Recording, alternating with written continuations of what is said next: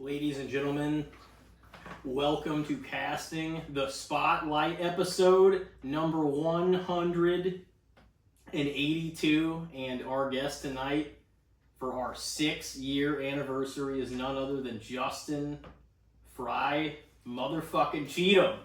He is back for his third solo. He's ready to complete the trilogy. Yes, sir. Excited to be here. Always enjoy coming on the pod with you guys. Oh yeah, dude, we haven't really gotten any, aside from obviously our Christmas shenanigans, with Ricky and Cheatham and, you and everything, and our draft pods, we haven't gotten a solo with you since, that night we left to go check out Tampa Bay. Yeah. A little over 2 years ago. Damn. So 26 months ago or so. Is it something 2 like years that ago, or has it been 3 now? No, it's been 2. It was late March 2023. Oh, man, I thought it's been 3 years already. I mean, that's crazy either way. Yeah. Feels no, like... it has been a Well, while. I was gonna move out, and I was gonna, I was thinking about going back to the coast in a moment in time, at least. Not that something like that might not be down the future, but that was really when I'm gonna stay a year. This is gonna happen. Then things happened, and for all of us, Yeah. we both filled each other in on you had your stuff going on, but I also kind of simultaneously had your stuff. Because I remember saying that I'm that was never gonna be something I was we either one of us should guilt each other on. But it just kind of we had this sort of plan, and then multiple things happened, made it not come to fruition. Life is, the way it is sometimes. But, it was a fun trip, and, I'm glad we did that. And, it doesn't mean, down the road, there might be some other opportunity, to do something together or whatever. But it just, a lot of history now, I'm kind of now I've got to sort of formulate another, I gotta put another plan in place to see what the next fucking mission is, Yeah, that's for sure. I mean, a lot has happened in these last 2 years that we ended up staying, though. Yeah. Shit, I work for a fucking union now. Yeah. What is your day-to-day like? I mean, you enjoy doing it for the most part. Obviously. Definitely compared to my last job. Yeah. You were the GM, man. Yeah, fuck that. That shit was miserable. I don't know. I wouldn't wish doing that on wouldn't wish my enemies to do that shit. It was that bad. Maybe that's why you got it though, is because a lot of people I guess didn't want it, and they're just oh, definitely. No one wanted it. Yeah. I was sure. Jobs. The money sounds nice. Yeah. And then 9 months later, I'm ready to fucking shoot people. Were you in that position for 9 months? I was in that position for about 9 months, and then I was I'm done. I'm leaving. Yeah. Dude, I feel like all those kinds of jobs, nobody wants to be the manager. The one in charge, it's that's way too much responsibility, and then it falls on you. If people don't want to show up and do their job, it's that's your and job. It was then. a 24-hour gym, and we always had to have someone there. So if the overnight didn't want to show up, that was my job to cover it. And so I like my sleep. Yeah. Who doesn't, Gotta have it. Yeah, and then people just bitch and complain about the most ridiculous things. And it's just it's not worth it. People just need to chill the fuck out, honestly. It doesn't have to be exactly how you want it. It's not going to be like that in a public place. It's going to be however the fuck it is in a public place, and you're just going to have to adjust to it and adapt to it and live with it, or go the fuck somewhere else. Yeah. Yeah. At the end of the day, though, it's your decision. I mean, it's the choices. I It's got the the choices fuck you out make of to, put you normally in whichever situation you're in. Not to say that things can't happen, but I mean, who's making the choices if not you? My boy Brad is right now. Poor guy. What's he doing? He's the GM there now. Oh.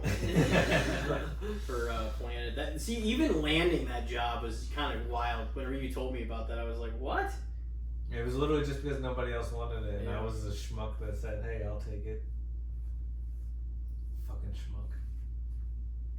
you realized you're like, oh man, I got duped. Oh yeah, 1000%. I should have just gone straight to working with Ricky. I fucked up by not doing that.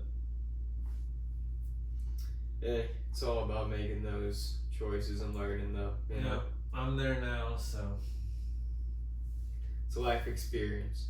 true that.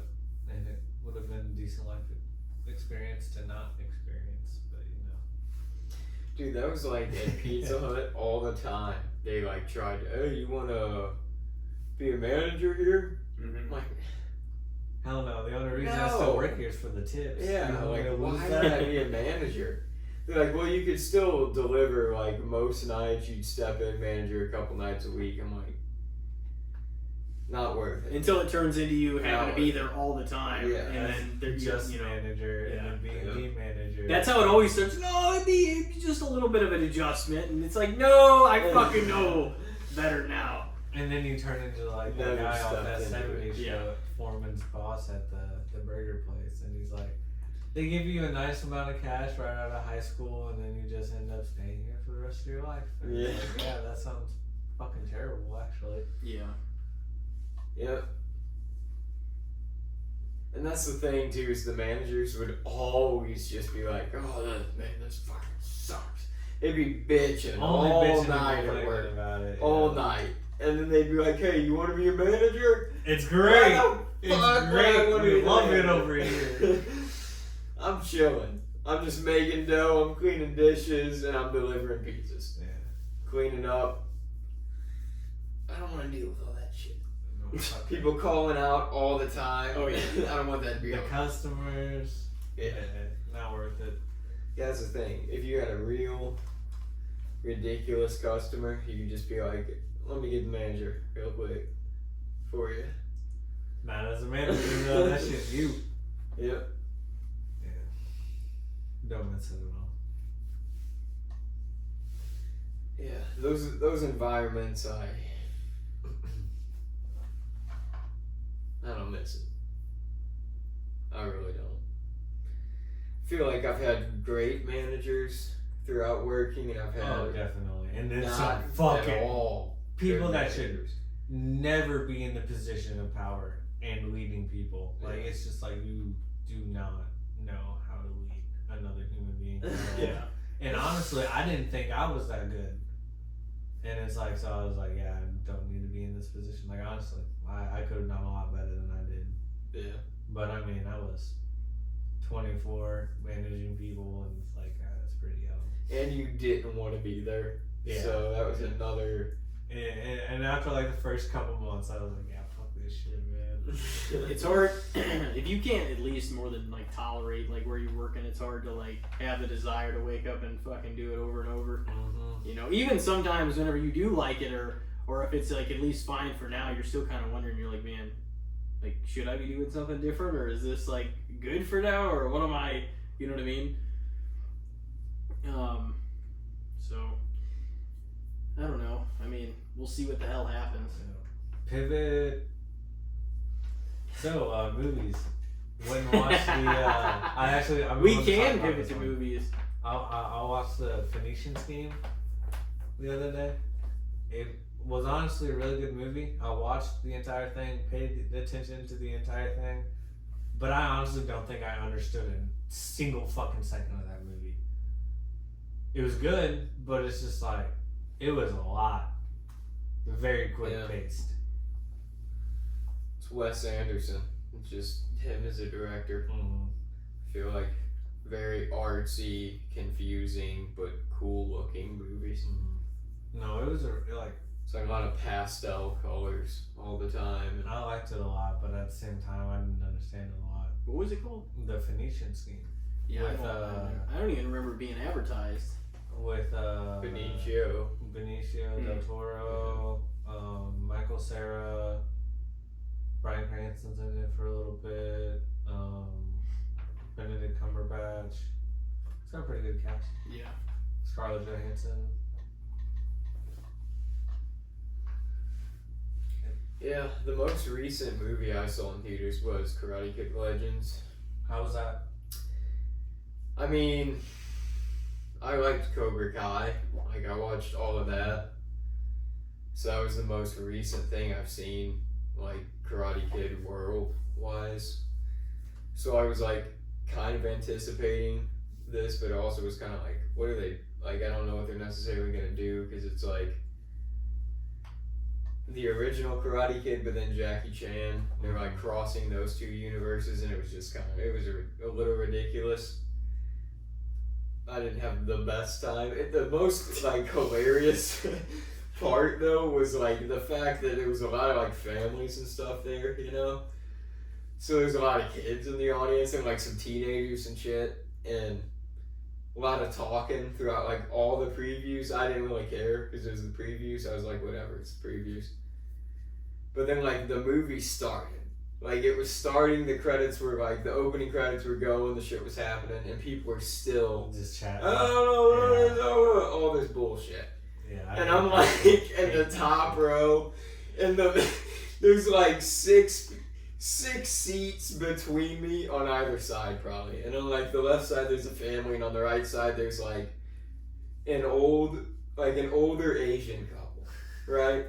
And like people are just still chattering and being a little bit annoying, and I'm like, this is fucking ridiculous. And I look to the right, and the Asian dude, the old Asian guy, he's like irritated by it too, I can tell. And we like made eye contact for a second, and we were both like, fuck. like we agreed that this was bullshit. I'm like more in tune with the old people now when I go in public. Yeah. No, I feel like I am too. It's kind of fucked up. It's annoying though whenever it's like you pay for a movie, you want to go sit down and like everybody. That's like the common courtesy agreed upon thing when you pay a ticket is like, all right, we're all paying for this. It's a public place, everybody can go. Movies are a good time, and everybody's gonna save themselves for the most part. Like you might chit chat, whatever, but like especially when the movie comes on, you know, this is what you paid for. Shut the fuck up. Like I'm one of those people that like to like do, you know, quick whisper, talk about something. Opening nights are cool whenever people are behind the action in the things that are happening, the callbacks, all that. But like, other than that, I don't want just constant fucking chatter of you dicking around. Oh, get out your phone, fucking around and stuff like that. So yeah, why are you in here? Yeah, it's you're like gonna be doing this the exactly, whole time. or like your shit's flashing or your screen's too bright. Like, what are you doing? You know.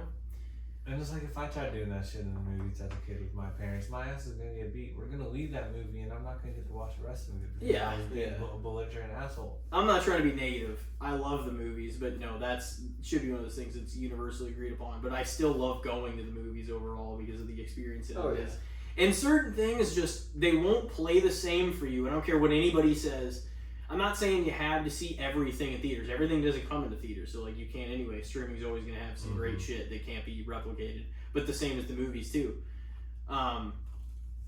Basically, like if you experience it there, there's just nothing about watching it at home that's gonna give you that same feeling for the most part that first time than like the actual movie theater. Like the size of the screen, the fucking, you know what I mean? The way the sounds and everything, it vibrates and everything. Off the all of it. No, that's the place. That's the place to watch. Like see the movies for sure that you need to see in theaters. Way to watch a movie. Yeah, for sure. But everything doesn't It's come the out in best there. way And to watch but a if you movie. have the option and it's a movie, a comedy, you know, it's not as important to see you don't, like, at the have to theater see it than in there. something. But like stuff that's absolutely like fantasy, sci-fi, action, adventure. Stuff that's like big time, big budget stuff, you should experience most of that.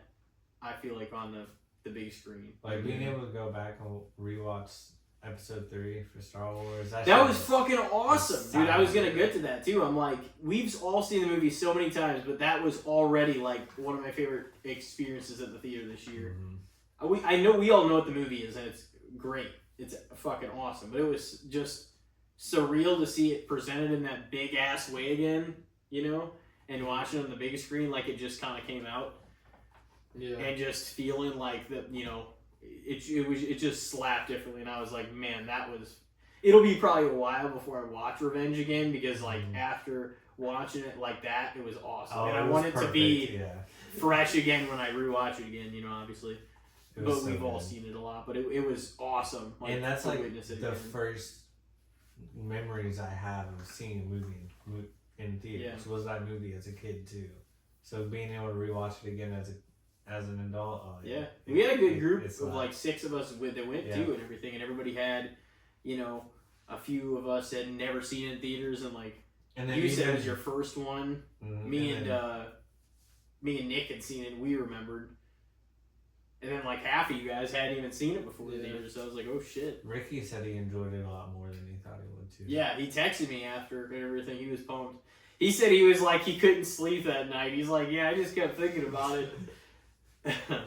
No, just like the way it starts too, like with the battle, and then it's just instantly hearing the fucking I enjoyed starships coming through. It feeling big in it, like because I always pay attention whenever I watch it, but we have seen it and you can always throw it on, or like, I'm gonna watch these and kind of like loosely be doing whatever. But like seeing it in that light and like having to just witness everything again was just, it made it so much different than just watching it at home all these years. You know what I mean? It did. So I mean, the experience itself, that was like one of my favorite ones. I really want to watch the other 5 of the first. Well, last year I saw the Phantom Menace for the 25th anniversary. That was fucking dope. The Revenge one was more packed though. I did see it at a later time because I saw the Revenge one or the Phantom Menace at like fucking noon. Yeah. So it was kind of like it was like probably 3/4 packed.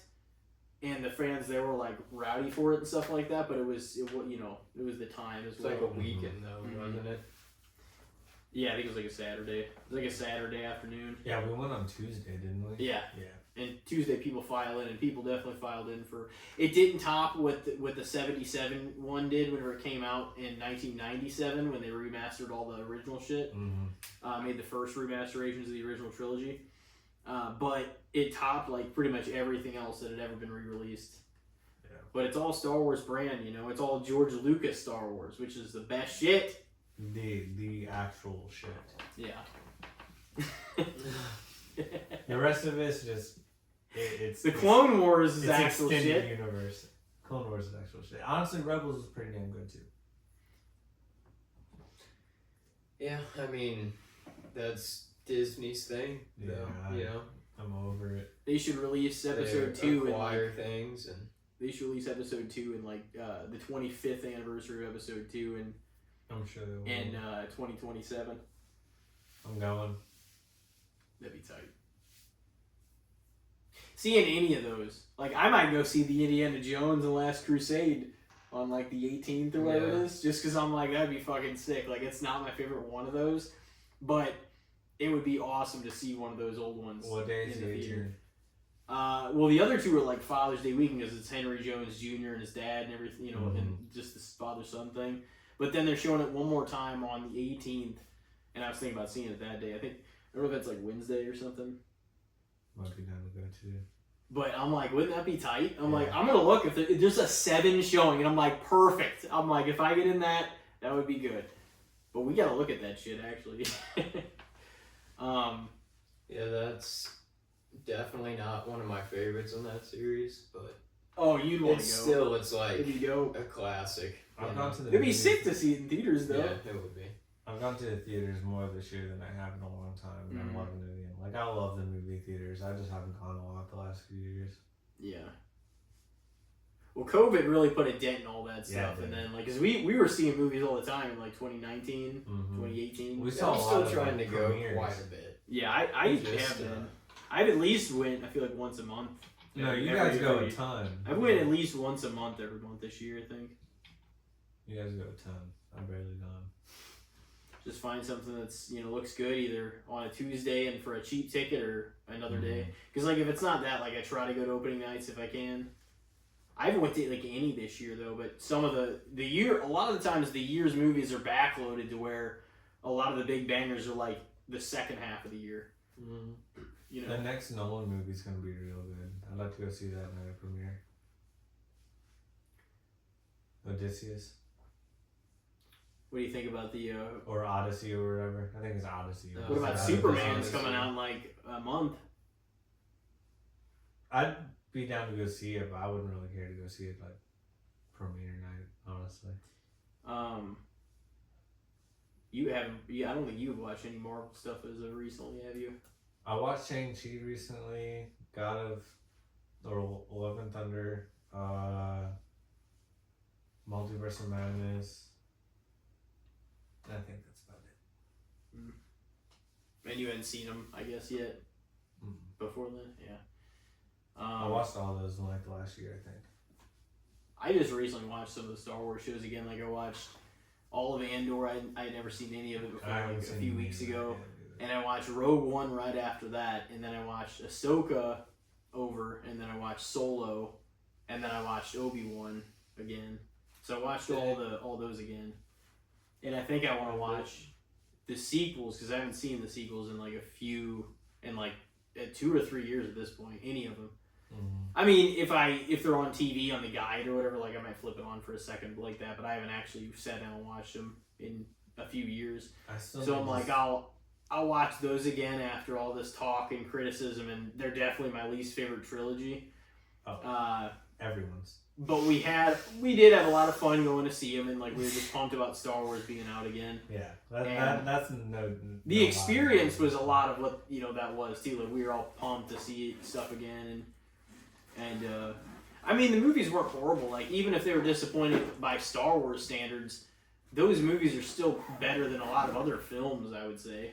Like The Last Jedi or The Rise of Skywalker. They did just, but they didn't butcher the story. They didn't really do justice to like the rest of them, especially like the first 6.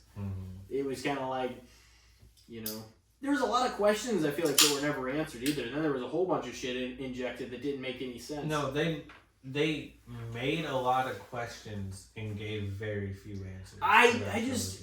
The thing is like the choppiness of Rise of Skywalker. Even people's disgruntlements about The Last Jedi was still a complete kind of movie. The Rise of Skywalker felt like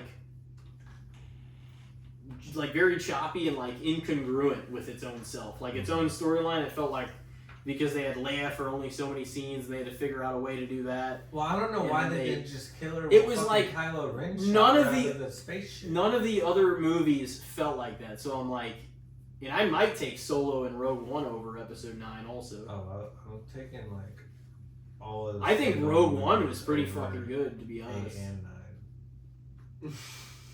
You taking what over it? All of the standalone movies. I was 8 and 9. I was 7 honestly wasn't terrible. I'll give it. 7 was not that bad. I was thinking 8 and 9 terrible. I was kind of thinking Solo might be better than Last Jedi too. Yeah. But Rogue One's better than Solo. Yeah. Rogue One might put above 7 as well. Yeah, I was thinking about that, honestly. I think that my 1 through 6 are definitely 1 through 6. Not in order, but it's definitely 3. The top 6 are in my top 6. 3's number 1. Yeah. Forever and always. It's 3, 5, 1 for me, and then I don't know how to really put 2, 4, and 6. It's not easy. The Phantom Menace, though, there's no nostalgia that's more powerful that has a stranglehold over... Probably no movie ever that has a bigger stranglehold on me for nostalgia purposes than The Phantom Menace. That's the thing. That's the problem. That's why it's very hard to rank it too far below. You know what I mean? Like, and I'm saying that that's a more nostalgia, and I'm not saying Empire or Jet or Revenge don't have that. But it's got more nostalgia equity built up than even Revenge of the Sith has. So I'm like, it's hard to... But I would still put Revenge of the Sith number 1. Because it just takes you on a emotional roller coaster. Revenge of the Sith has the most nostalgia for me. It's a better... I think it's definitely a better movie, and I like it more. I just... Whenever I think about really being young and being a kid, like playing the Phantom Menace all the time on the VHS, that's what I think about. The VHS. Yeah, nostalgia definitely plays a factor in the way you view things. I feel like. How would you rank them, Elijah? Or like what? So how would you rate the Disney Star Wars movies, counting Solo and Rogue One? I don't know, probably 7 in Rogue One at the top. And then It's tough. Because I also feel like it is crazy because with 9, it's like, should J.J. Abrams have stuck with what Rian Johnson was kind of doing?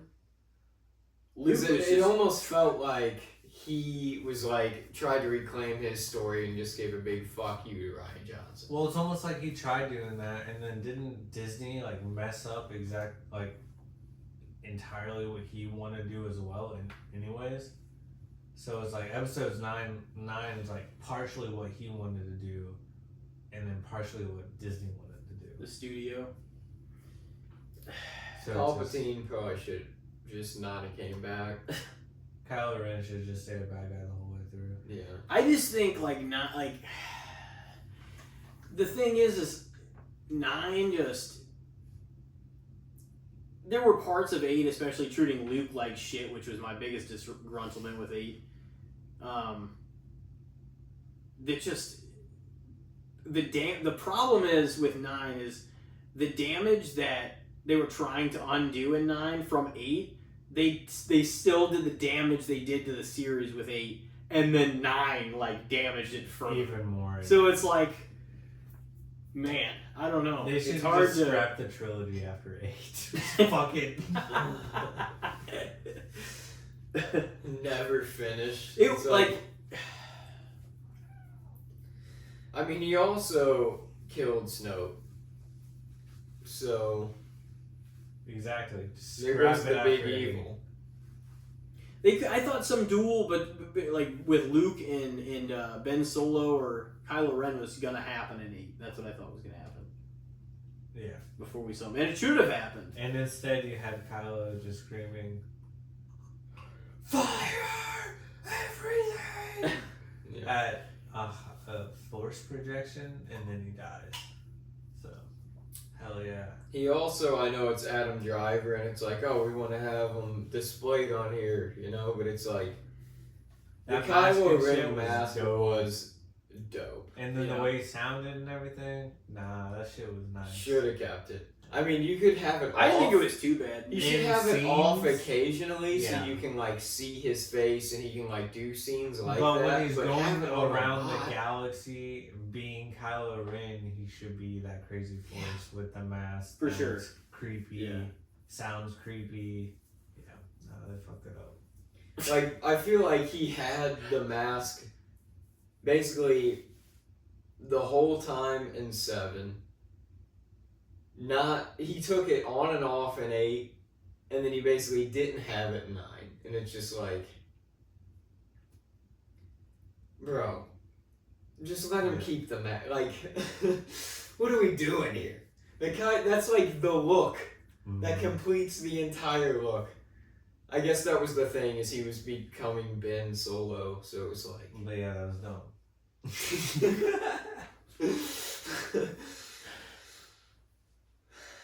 Yeah, I don't know.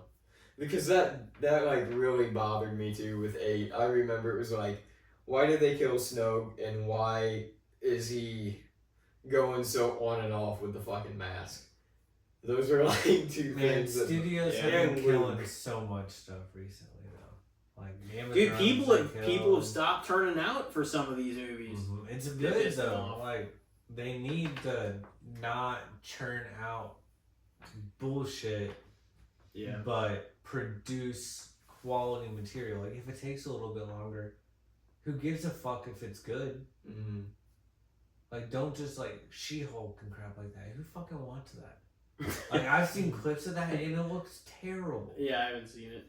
The CGI and everything that they're putting in these movies is terrible. And well, that's the thing. They're pumping stuff out. In 08 with that Transformers. It does. It looks cheap where when they that don't one take their time. fucking That's how some of the tiny Transformers on the plane that they made for it literally was frying the computers that they were making it from, because the CGI on it was so crazy. Was legitimately frying the computers. And fucking somehow, they're making stuff newer look bad when, in Infinity War and Endgame looked tremendous. Yeah, well, it's great. And those was years ago. How is this shit getting worse? Because they're not spending the time on it. It's 100%. Well, they started slowing down the Star Wars Marvel stuff a few years ago. After They need to people go bitching. back to like That's because a fan movie demand or so a year. has become ridiculous. Fandoms, now that social media exists, is just, they're outrageous. And the people like just want. So they're trying to like fulfill that need. And they have, oh, we're paying all these people, all these animators, all these CGI people to do shit. So work on this, and here's your deadline.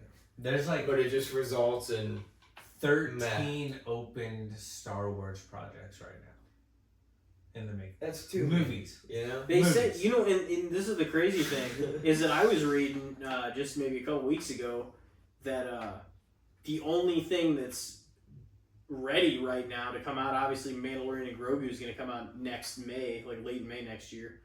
But as far as the series go, until 2030, there's nothing on the slate except that Darth Maul animated show that they're making. Like, that's the only thing.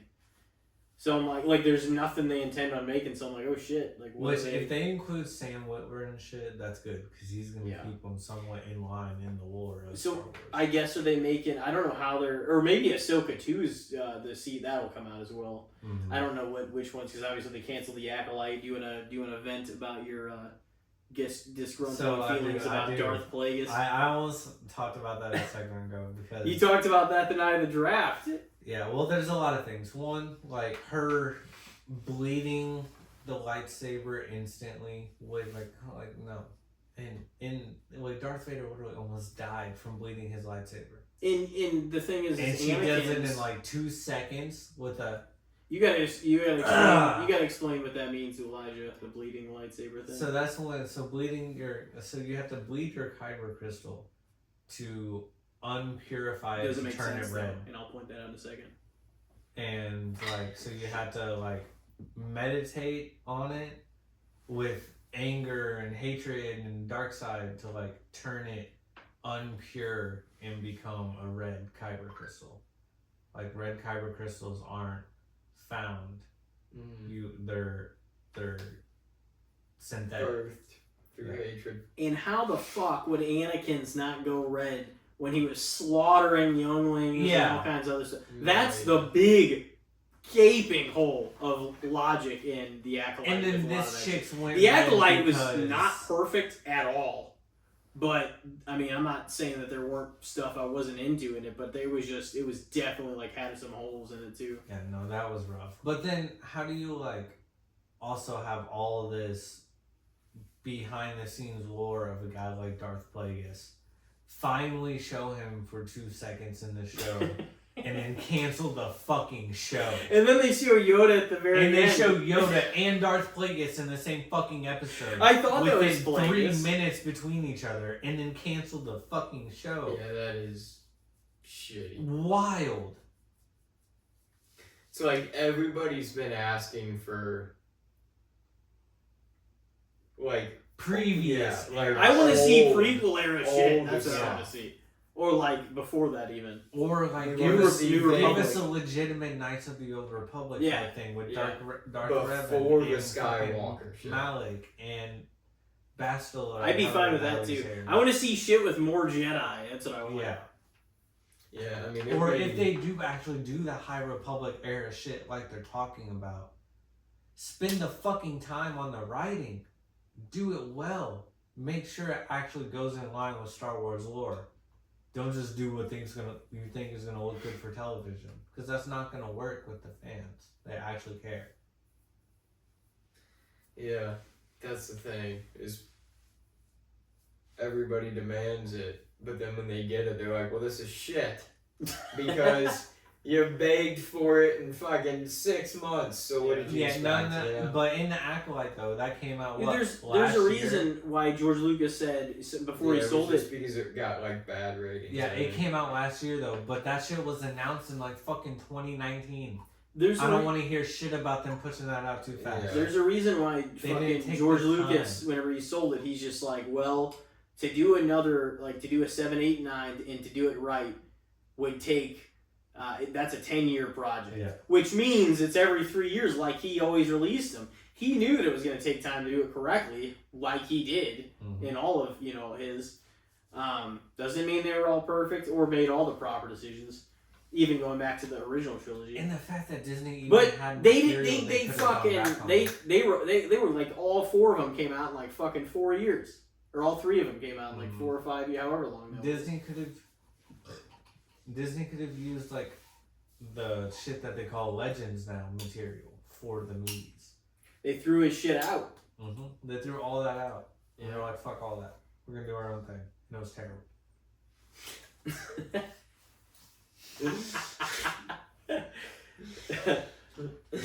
Oh man.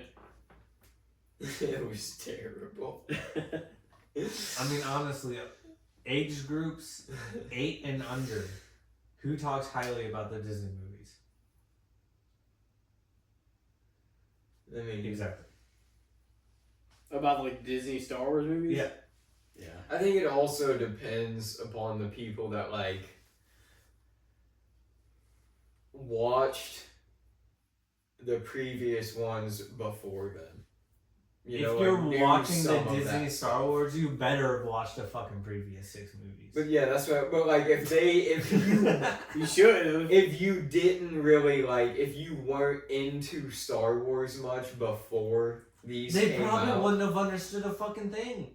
then maybe The they stories watched aren't them, that but they're bad. not like as into the old ones as they would, especially the younger generation of people. Yeah, but Because the it's Disney like, movies made no sense.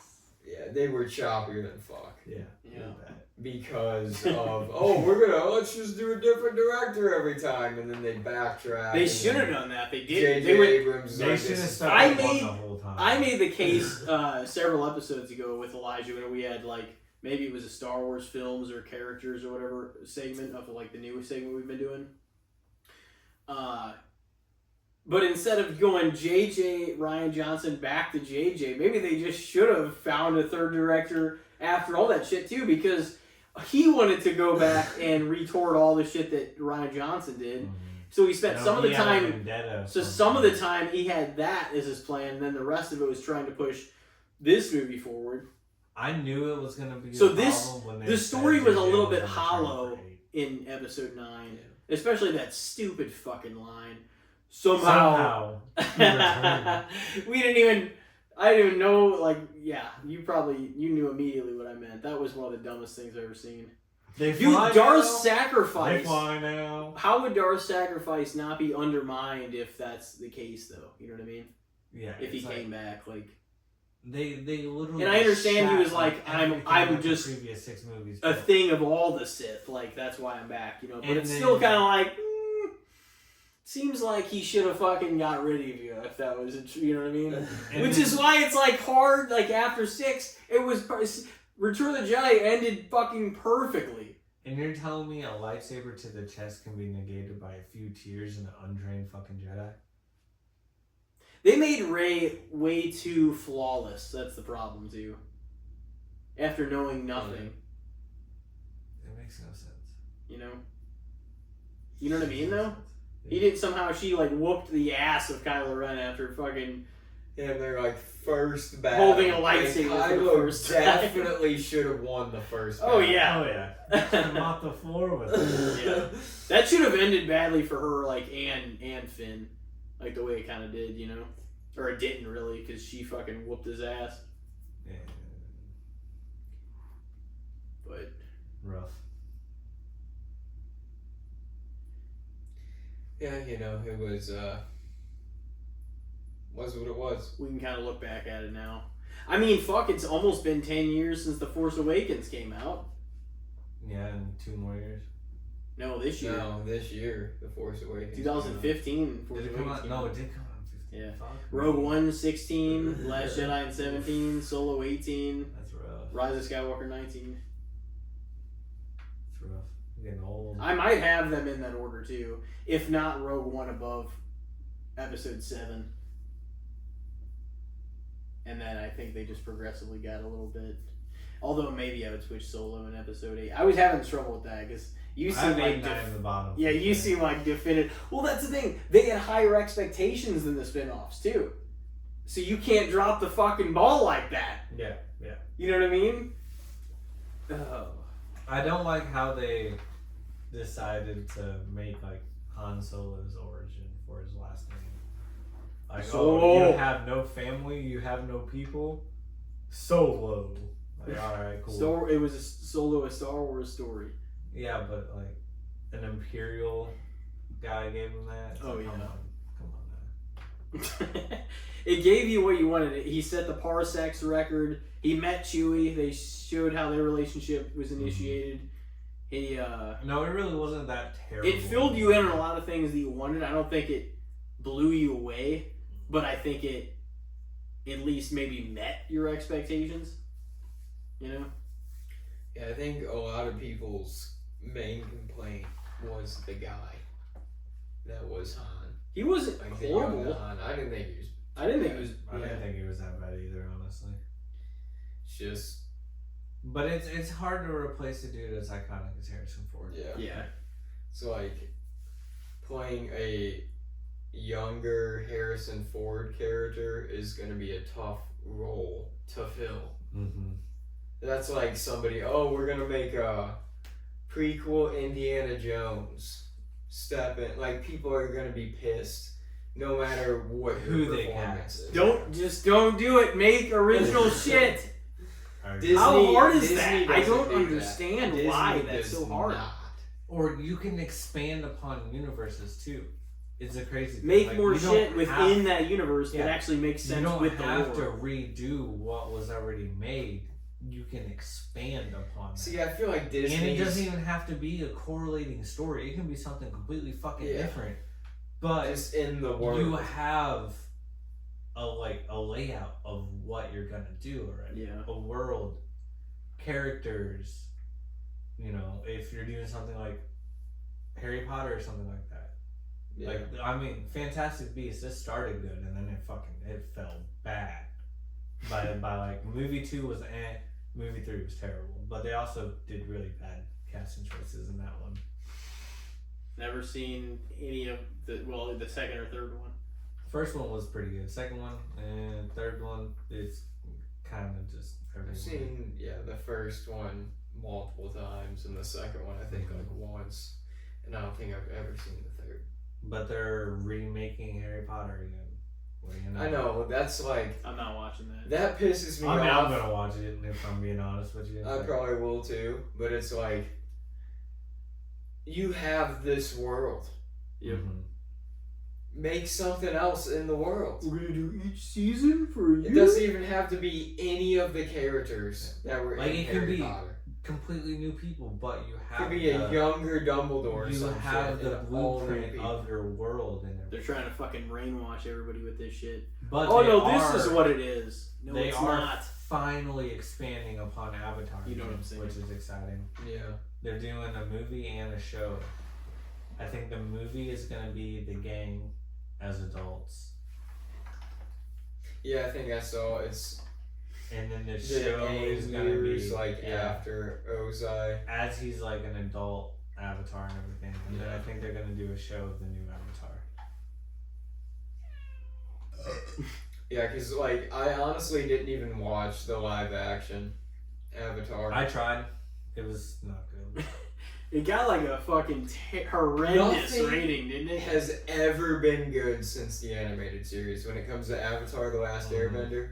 Everything they've ever tried to do with that shit drops the ball. Honestly, people do talk a lot of shit on Korra too, but I thought it was a really good I thought show. Korra was I thought good. Korra was fantastic. That's the thing though, like the anime that wasn't trying to be Avatar. Like they did the live, like M. Night Shyamalan did that bullshit. That he was did. so bad. And then they tried to do the live action Netflix show, and I think I watched an episode. That should have been good. Why wasn't it? So I just didn't give a fuck because it was the same shit. well, it was That was the animated show. It was the way they progressed the story in that. So like in the show, they have all these. They stop at all these places each episode. They help out the people. Some life thing happens to where they actually learn a lesson So, like, and they they use that lesson and grow. learn They something from actually the village and learn help them. some of the fucking bending and shit like that. You know, Katara isn't just automatically a really good bender. Aang isn't automatically a really good water bender and earth bender and everything. Like, he actually has to go through the growing pains of learning it all. But in the live action show, they didn't really have to learn anything. They didn't really have to go through these learning curves and all that. They just like, they progress to the next area, they talk, you know, they do a couple things, and then cool, we're good, let's go. It was just like not a lot of like actual character with the characters. It was just a lot of blandness, just dialogue with no emphasis on emotion. Dialogue and action scenes. Mm-hmm. Yeah, that was like kind of the selling point of Avatar 2, was like the main group. Like, he's a 12-year-old kid. Yeah, who's Aang been was a stuck boy. in ice for 100 years. He doesn't know shit about anything that's going on with the world. And he's expected to save everyone. Yeah. And he's got to learn all this shit, and he's got all the learning curves of And it. then all of these places that he's going to, they're like, oh, you're the savior. You are going to help us. You are going to save the world. And he's just like, I want to have fun. Yeah. Like, honestly, it's not until season 3 that he's really like, shit's getting serious. Because in season 3, shit's getting serious. And all the other characters too have like their own great storylines. Like Zuko has a really great Zuko has side one of plot. the greatest storylines of all time. And Katara, like she has her own learning curves and stuff. And Sokka, like not having any bending power. Mm-hmm. But still being a boss. Yeah, Oh, just.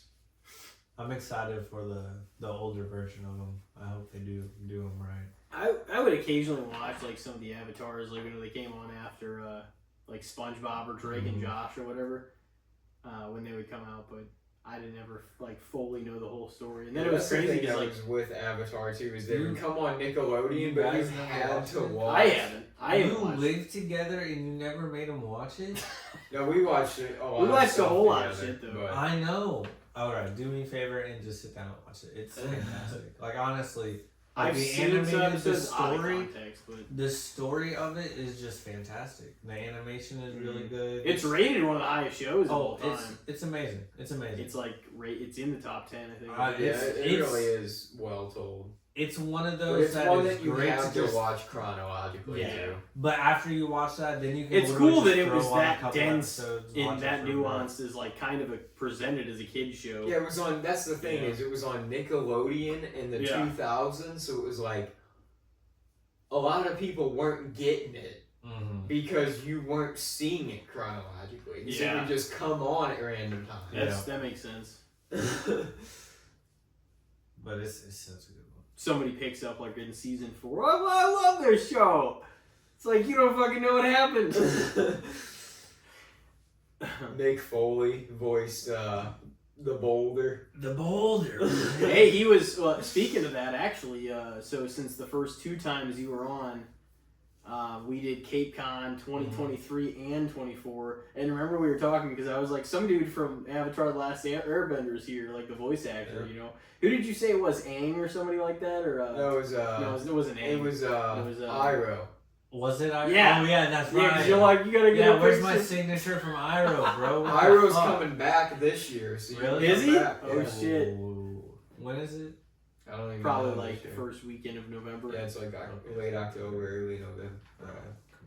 Well, it's just gonna be the same fucking week that I'm going to the Rams game. Dude, I'm trying to hit a We'll get into Comic-Con some this football probably in the second half of this. I'm trying to hit a Comic-Con this year. Honestly, I think that'd be a lot of fun. It would be. Dude, there was one that Kyle went to, like, this was right before I went to Florida, and but I think it might have been while I was there, and but I was like leaving and shit, and he didn't actually know about it because Kyle was going all kinds of different shit like for a while. He's been on here several times, and it was Ray Park who played. Yeah, I know. Who played in the and fucking Ian McDiarmid, Palpatine.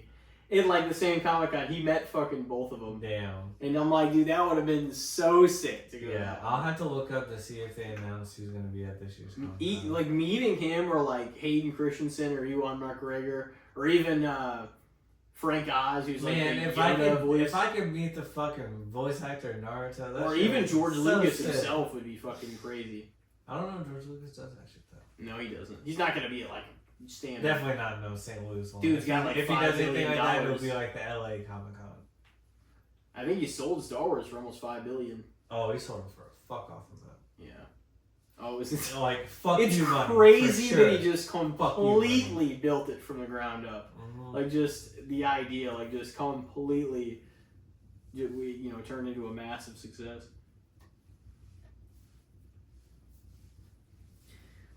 That's the thing, man. You know, at the end of the day, he's a sellout. He said he wasn't gonna be. He was just getting older, and he was like, "Well, I'm not gonna be able to do. I'm not gonna be." He's like, he wanted to sell to somebody because he's like, I'm not gonna live long enough to be able to like do all these the right way that I need to be doing. I'm already 70, ish. Yeah, and he also said before that, I'm never gonna sell the rights to Star Wars, so shut the fuck up. Yeah, did he say that? Yeah, he said that. Yeah, he probably did. He definitely did. He said it like fucking 10 years before he sold this shit. He should have held on to that. I agree. Work faster. And honestly, even if we got less But content, counterintuitive to what you're saying. Well, don't take 10 earlier, fucking years to even think about doing more of it. But- Actually, 20 years. but if we got less content, it would still stay as preserved and as special feeling as it was. Because we've sort of lost that in a way. Yeah. Now, and I don't like to talk about that because that's a rough thing. Because like the way it used to feel whenever you watch Star Wars or whatever, it was just an event. It was the fucking phenomenon of a lifetime, and like now it just more so. It's like formulaic. All right, well let's grab a lightsaber, and just some fucking. It's just lightsaber, some blasters. Or no. Here's another Jedi that survived Order 66. Or stop. Or they have Enough! to throw Boba Fett in there. They have to throw Darth Maul in there, or they have to throw Ahsoka in there, and then they're like, "All right, we're good." Not that many people survive that shit. Stop. They need to stop doing that. Yeah. Pisses me off. They continue to bring Darth Maul back and shit too. Stop doing that. Oh, he got chopped in half. Well, he lit. Yeah, I mean. Oh, he came back and then he got fucking killed again. Oh, but he's back. Well, what the fuck are we talking about? This is all. Obi-Wan did still kill him. They're not going to show anything from after that because he defended everything they're coming out. Obi-Wan still killed him, which was one of the only redeeming qualities to me ever coming around to accepting this. So everything that they're coming out with Maul, I think, is during the time when he was like the crime boss. So like during Rogue One when they it's definitely between 3 and 4. Around that time. It's before like Solo or something. But Obi-Wan, so it's the probably much closer to Revenge of the Sith than it is A New Hope, though. Because it's probably like him building up. Because he got killed within the last few years before A New Hope. Maul did by Obi-Wan. Remember he met him in the desert in Luke was still a kid. Yeah. And Obi-Wan was like looking being chopped in half. This is the thing. He got chopped in half slice because he got chopped in half this way and this way. Yeah, hot dog style got him. It doesn't mean shit if you get stabbed and dumped down a big ass shaft because you're gonna live. Apparently. I know. Apparently, Qui-Gon's out there somewhere too. He's gonna pop up. Did you know that? You better fucking. Because he only got stabbed. He didn't get chopped in half. Because he's dead. Same with Windu. He's dead. No, he's not. Yeah, he didn't even get chopped in half. He's definitely still alive. He got thrown. He got thrown fucking 6 miles across the city. Okay, but fucking Maul didn't get thrown fucking 5 miles down into a fucking bottomless pit. I'm not doing it. I'm not watching it. No Mace. He didn't live through nothing. No, if they bring Mace back, I'm probably fine. Done with all. Do more Tales of the Jedi or Tales of whatever, and like show more of like that shit. I never watched that. Was that good? Yeah, it had fucking Yaddle in it and shit. Yeah. Well, and it showed what happened to her. Was that Tales of the Jedi? Because Count Dooku fucked her up. I remember that part. They released some more shit I didn't see. Tales of the Empire, Tales of the Underworld. They should do a Tales of the Sith too. That'd be sick with like Plagueis or something, since they fucking diced him. Yeah. But like that's who I said it was, and Cheatham was like, oh, I don't know if it was him or whatever. No, And I was like, I Plagueis. swore it was fucking Plagueis. Plagueis. Because I'm like, who else? I was telling like, and it was 100 years before. Yeah. Palpatine could have killed him in that span. Well, Plagueis was alive for a long ass time too, Yeah. because he found the key to and then immortality, his apprentice and killed his him in apprentice his killed him. sleep. Yep. Yeah. He's like, it's ironic. They butchered it. Well, yeah, because Disney.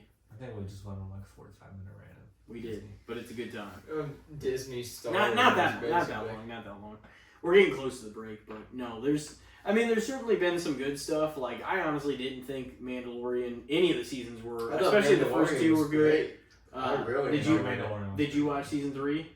I think I watched all of Mandalorian, yeah. Okay. And then I also watched the Book of Boba Fett episodes that were just like extra Mandalorian episodes. But I didn't watch all Book of Boba Fett because that shit was kind of ass too. I didn't mind Book of Boba Fett. I liked honestly. that one too, yeah. I didn't mind it. That's the thing though, like, I understand some of the complaints with some of these series though. And that, like, Disney is not one of the, like, I can't tell you the last Disney studios that isn't like, because it feels like they're spending all their time creatively on Star Wars and Marvel and things like that because they've acquired those things. Mm-hmm. So, like, all their original stuff is just remaking classics. And I don't know the last time I've seen a Disney movie in theaters. Like, it's been a long time. I feel like at this point. Just because Yeah, I don't know either. as a studio company, it's just like it's annoying because they become just such a mega conglomerate that they've be given less of a fuck about their own content because they've acquired everybody else's content. Mm-hmm. I can see why people in general are just pissed at Disney as a company. I am excited for season 2 of Percy Jackson though. I enjoyed season 1. They need to come out with the next Punisher season with John Bernthal. I never watched that. It was fucking good. You should watch it. It was hardcore, but it's like that's the way the Punisher has to be presented. Yeah, no, You I've know what I pretty mean? much only heard good things about it. The Punisher and like Deadpool have always had like the real extreme violent stuff of like the Marvel. I still series. need to watch season 3 of Invincible too. But no, it was sick, and Bernthal's like a great pick for that role. So apparently he came back in Daredevil show or something like that. But I would like to see that. But otherwise, I might even take a little break from my Disney Plus subscription in the meantime because I've been watching a lot of the shit that I wanted to watch. Yeah, I got rid of everything but Hulu. Yeah, I logged back into it. Yeah. I told you because I was like, because nobody wants that like device thing to show up on their thing and be like, what the hell? Somebody logged into your account. I don't even think twice about it because I've literally given my Hulu to like 8 people. Mm. So it's just like, oh, all right. Well, I'm trying to watch like the new Family Guy episode so they can get the fuck off there. I haven't watched Family Guy in a long time. Speaking of which, I do need to watch the Star Wars parodies soon. It's been a minute. Yeah, I watched. I try to watch those every year. So I think hilarious. the best they're one. perfect. I think the best one was the Empire Strikes Back parody. something. Yeah, I think that was the best one.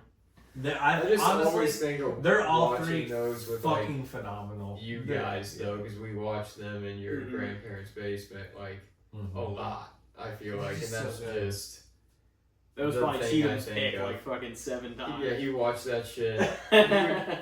Mine too. Want to throw that or back in all Dazed the and time. You too. Confused. Oh, Yeah. Yeah. That shit's great. But yeah. Rick and Morty, Jam. once that came out, he Bro, started like Games. throwing that in all the time. I'm not really that big on Rick and Morty. I think it's kind of just annoying sometimes. Some of it's good. I haven't seen a lot of it. It's like I feel like the first season or 2 wasn't too bad, and then it just like lost itself. yeah, I think I like kind of know what was happening the first 2 It or just 3 got, like, seasons, and that wild. was about it. Yeah. Well, didn't they have some like controversy and stuff? And One of the that made guys, things weird? Justin Roiland, was doing some weird shit or something, and then Yeah. They fell apart for a second, and then they came back with somebody else, and I don't know. Now it's just another cash grab. Yeah, that was like it felt like more or less a moment in time rather than it did a real, you know what I mean, maybe in a few years or whatever. But that's why I'm like, yeah, I'm glad I didn't start buying a bunch of Rick and Morty shit just for the hell of it. I mean, yeah, they still have their fans, and like they like fandom for it, and it's still around, but it's not nearly as talked about. No, it was like hot popping. thing, It was like the popping late 5-6 years ago. 2010s, Yeah, yeah. it was huge for a second. That's Definitely how that that shit Pickle goes. Rick shit, that shit went crazy. It was kind of Dude. annoying. That's the thing, though. I wonder, because like that stuff wasn't that annoying to me in that era, because I was younger. No, like, it was still pretty annoying. It was a But little. also, some of that stuff. my was brother's like, oh my name is God. Ricky Pikel, Yeah. so everyone's like Pickle. Pickle Rick, Yeah. and it's like. That's true. Shut the fuck up. I honestly, anytime I ever even think of saying his name in some variation of that, I like never even think about the Rick and Morty comparison. Nowadays, People call though, Rick and all shit, and their I'm just like, shit's that's my annoying. dad. Shut up, bro. He wants to be called Pickle, though. Pickle's fine, but That's not his really. thing. Yeah. Do you feel like all the slogans of like today, like all the things kids say, all their like stuff, shit's obnoxious. Skibbity? What the fuck is that? Dude, I don't know what that is at all. I think we talked about this on the last podcast too. that was, 'Cause, but like, there's it was a like, few you're other say saying some things. dumb shit. Yeah, it's crazy.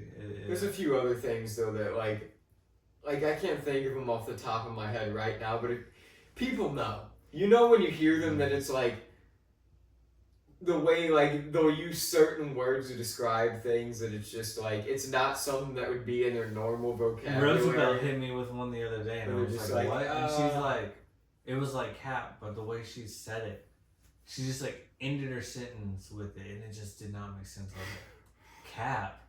She's like, "Yeah, they're gonna say I'm capping," and I was like, "God damn, I'm old," because it just like did not register, and I was just like, "Wow, I'm that out of touch." I'm Yeah. only 25.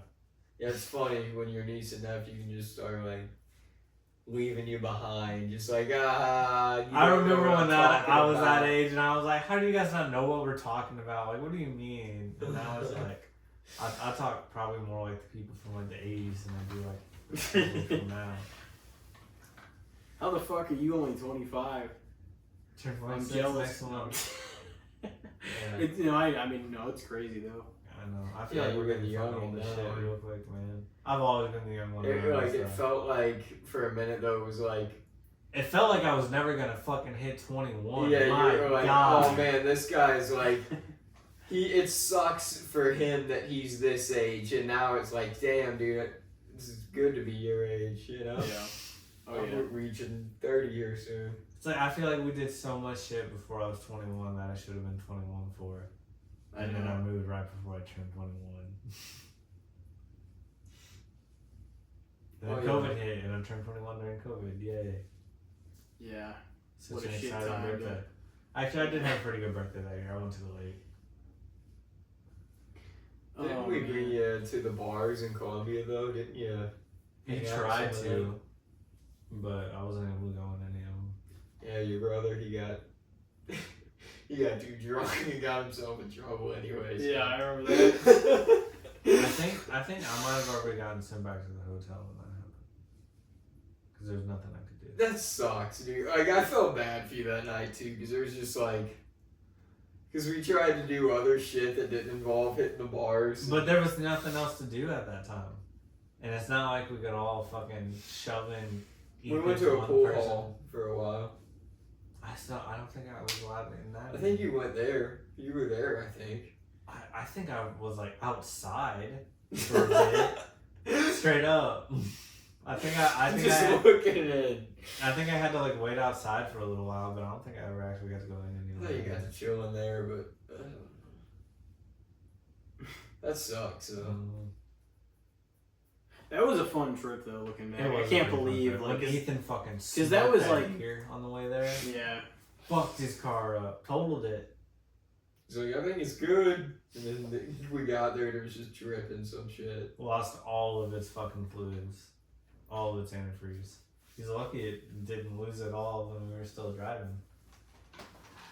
Yeah, that was like that was a fun too. It was like right before I got my place and everything too, and I was like, oh man, let's go on this like little adventure. Got to go see Drew Lock play. Yeah.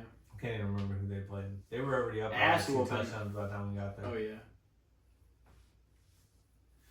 Yeah, and then we like chilled in the field for a lot of the time. Mm-hmm. Because it was all packed, because it was homecoming. That was the thing too. I went to another. It might have been homecoming the year before. We might have got there a little earlier because we sat in the seats. We ended up getting to the seats, didn't we? Yeah, I think we sat in the seats for a bit, but we were So I in think I the remember, grass for most of the time. Getting a beer and being in the seats, but yeah, it was like it's fun, but like being at the game on homecoming weekend is like it's so fucking packed.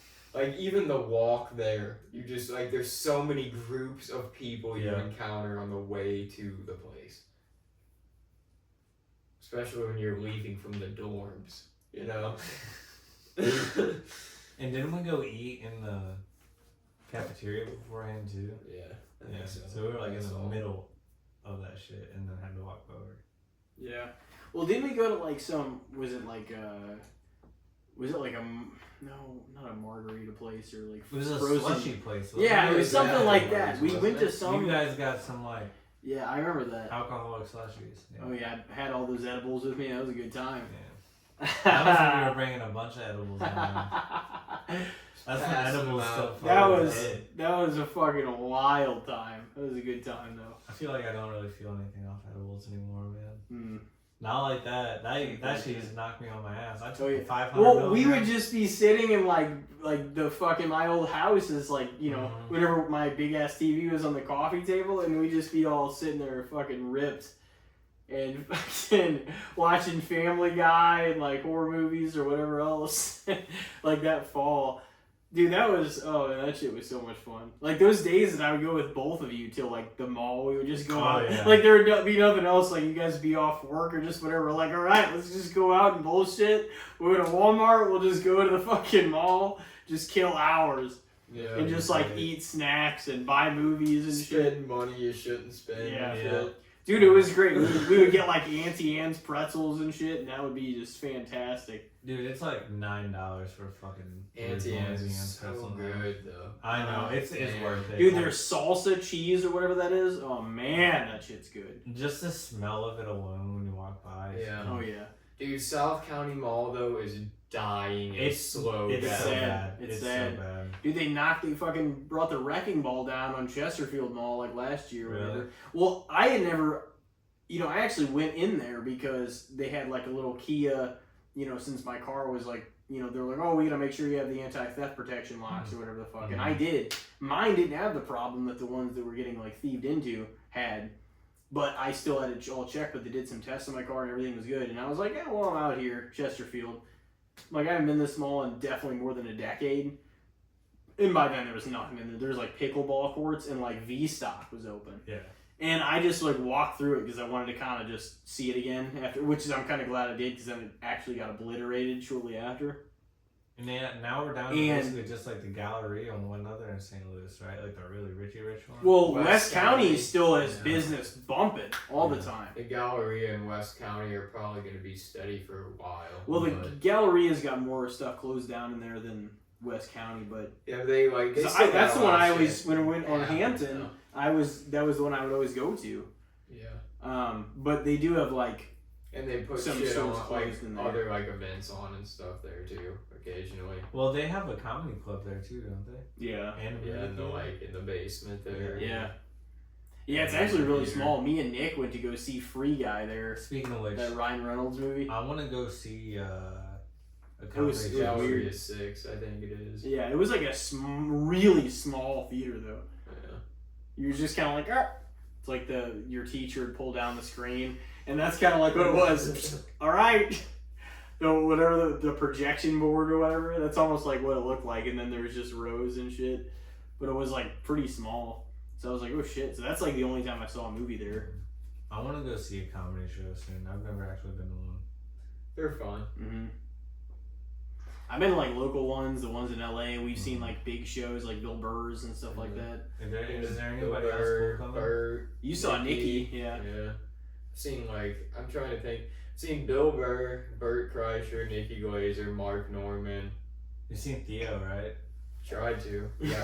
Fucked. Wait, what happened? Of all people, he asked that question.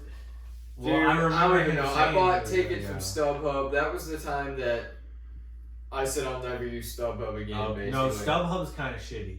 It used to not be. It was shady. I bought tickets there. I got the confirmation receipt, and I never got my tickets. And I showed up to the place with the receipt, and the lady basically was like, no fucking help whatsoever. Yeah. And I was just like, alright, well, fuck this then. And we just went home, and I got real high and real drunk, and just said, fuck this. That's fair. So, I still need to see Theo. But at this point, I've seen like a handful of. Is there anyone comics. big coming this year that you know of? I don't know. I know. Oh man, you missed Bill Murray and his friends. Yeah, I know Shane Gillis is coming in August, actually, but I've heard like the fees and some shit, like tickets for. I'm things sure are for just Shane Gillis crazy it's gonna now. be expensive as fuck. Yeah, I mean just any of those names now are probably anyone that I know it's gonna be expensive as fuck. But such as Wickliffe. But you can just go to Helium too. Like you can just go to Helium and see whoever they have to offer some nights, and like it can still be fun. And occasionally, like there's comics you don't really know that go up there for 15 minutes and just rip. You're like, oh, this is hilarious, because they have a killer like 20-30 minute set that they just have down pat, and they run with that. Yeah, I mean. Local comics aren't always bad. Whenever we went to that one show, was it like Mike Q or whatever? Yeah. The guy that was before the middle him guy was like bro. better than the headlining dude. Yeah, You're just sure. like, fuck Mike Q on this podcast. Yeah, that was overkill. I shouldn't have said fuck Mike Q. Like, regret. But, he was like a comic just trying to make it. But it's like, the only reason I said that, it's like he was the headliner. Yeah. And But the this dude other that guy nobody killed so knew much more. was like better. We were talking about this on like one of the first 10 fucking podcasts. Yeah, that was early. Oh shit, boys. Do you boys want to take a good old fashioned break and come back with the good, the bad, and the shits? Yep. Good to me. It's been a while. Well, I guess just since you and Ricky, it probably hasn't been that long. Yeah, it hasn't been that long. The draft was only like a month or two. Since your last solo, though, so we'll see what we got awaiting us. Well, ladies and gentlemen, we will be right back. Stay tuned. Ladies and gentlemen, we are back on Casting the Spotlight, episode 182. We've got Justyn Cheatham in the house for our audio audience. Back for the third time. The first solo in over 2 years. Yes, sir. Yes, sir. The 6-year anniversary on your 6th appearance. Oh, yeah. Hell yeah. That's right. That's awesome. So, that being the case, you know what it's 6 time official for. appearance, 1 dark appearance that will probably never see the light of day. Well, yeah, definitely. I think we're all past that point. But you're familiar with the segment. You've been around the block. Yes, sir. The good, the bad, and the shits. He's a big fan. So I told you to prepare for the segment. Did you bring some big goods here for this one? I brought some. I hope they're good. I hope they haven't been used before. So there's one that I think might have potentially been said before, but Superman. The character in general, or a particular Superman of any The sort? character and like the superhero in general, Okay. not the character. Just like like the superpowers in general. I know what we're probably going to be getting at here. I like Superman, so I would probably say fair. They do, obviously, like, he's one of the most completely powerful heroes there is. But in every Superman story, he ends up getting whooped by somebody. So it's not like they ever, like, I don't even know, like, to use a wrestling term, they don't book him indestructible, you know? Yeah, but the only reason he ever loses anything is because they somehow find fucking kryptonite out of nowhere. Or, I mean, well, that would be the only. That'd be the Doomsday only. whoops his ass. That'd be the only weakness that he has, though. You know. But Doomsday doesn't die, does he? Doomsday's usually, like, in the comics and stuff, he's the one that can kind of kill him. Yeah, like But that's because he, I think, has the only way kryptonite at his he core, can too. die is like getting thrown into the sun or something like that, right? Like in the comics and everything, every time they But he kill also him, he comes back recharges a from little the bit sun. stronger, right? Does he? Yeah. I know Superman does, but I didn't know Doomsday does. Oh, I thought you were talking about Superman. Yeah, I was talking about Doomsday on that one. Yeah. Yeah, Doomsday's, like, indestructible, basically. The I problem think is they're written into some sort of a creative corner by like that being the character's strengths and weaknesses in the first place. You know what I mean? So I'm like, it's not a diss on anybody's project. It's more of like a reality of the character because he is so fucking strong and like this is the only thing that can kind of bring him down. It's really gotta be something like that to be able to compete with him, though. Because honestly, he should be able to just fucking wreck everyone for the most part, otherwise. You know what I mean? I think when they originally wrote him, they were really thinking in the long run. I don't think anyone thought comics were really going to take off like they did. Yeah, because he's the original. He's as close to being like invincible, really, than anybody. You know what I mean? Like just.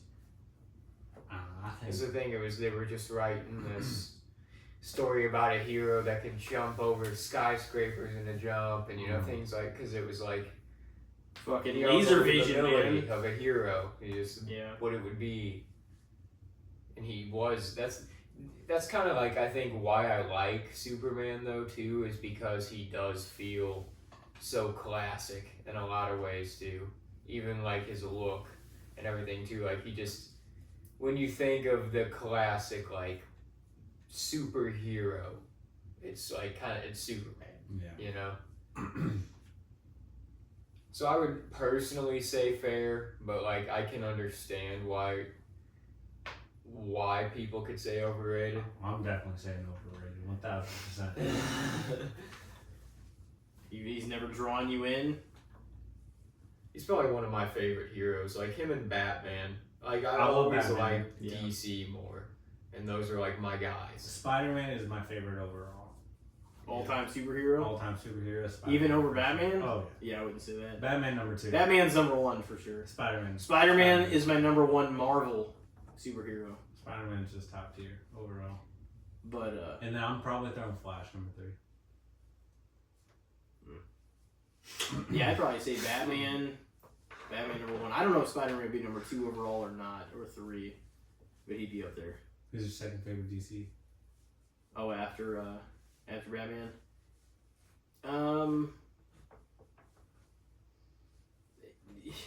Like a lot of Batman's villains I like, but like as far as some of the heroes go, like Superman is probably pretty high on the list. I don't know if there's a definitive number 2 because I like the Flash. I like what I mean. Mm-hmm. Nightwing, he's the man. Nightwing's a dog. He is. So. Yeah, that one. Do you know which one Nightwing is? I mean, I know Nightwing. He knows Dick Grayson's the only version of Robin that ever truly became Nightwing. Mm-hmm. So he was his original Batman. Obviously the original Robin. Yeah. So like it was always only the original Robin that became was Nightwing. Dick the original Robin, or it was Jason Todd was the second one. Okay. Tim Drake was the third. I forget who the third one was. Jason Todd famously got killed in the comics. He was a Robin that actually got killed in the comics. Well, he's the one that turns into Red Hood. Yeah, I mean, there's been different interpretations of him, I'm sure. That's just comics too. Like they always when they all since they story. Let's just say since they first started in the comics, that's like when they first wrote him into it. They had the original version get killed But there was some sort of like a voters thing or like readers thing actually. Like the fans like voted for him to die or something like that. Like they didn't like him as much as Dick Grayson's. Dick Grayson was classic Robin. He is. No, yeah, Dick Grayson's the true Robin in most It was senses. Dick He's always, Grayson, like, the first and one. then But it was always Dick Grayson that became Nightwing. Nobody I always else think of like is him. Tim Drake. Wasn't that his name? Tim Drake was the third. Tim Drake. Yeah, I always think of him other than Damian Dick Wayne Grayson. is the He's- fourth. Jason Todd was the number Yeah. 2. I don't think Tim Drake was introduced until like the 90s. And then Damian Drake was the fourth. Or Damian. Damian, Wayne, something like that. Yeah. It's like Bruce's son when Talia drugged him. Or something like that. Jesus. Yeah, he's the. He also is the son of Bruce Wayne and Merry Little Batman, that like animated Christmas movie that came out a few years ago. He's like the main character of that, Damian Wayne. But I mean, that's obviously a much more lighthearted, fun time. But honestly, like, as far as all of DC, villains included, like, I don't know how the Joker wouldn't be number 2 to Batman. You know what I mean? Even in comparison to, like, a lot of the other heroes, I might have the Joker above.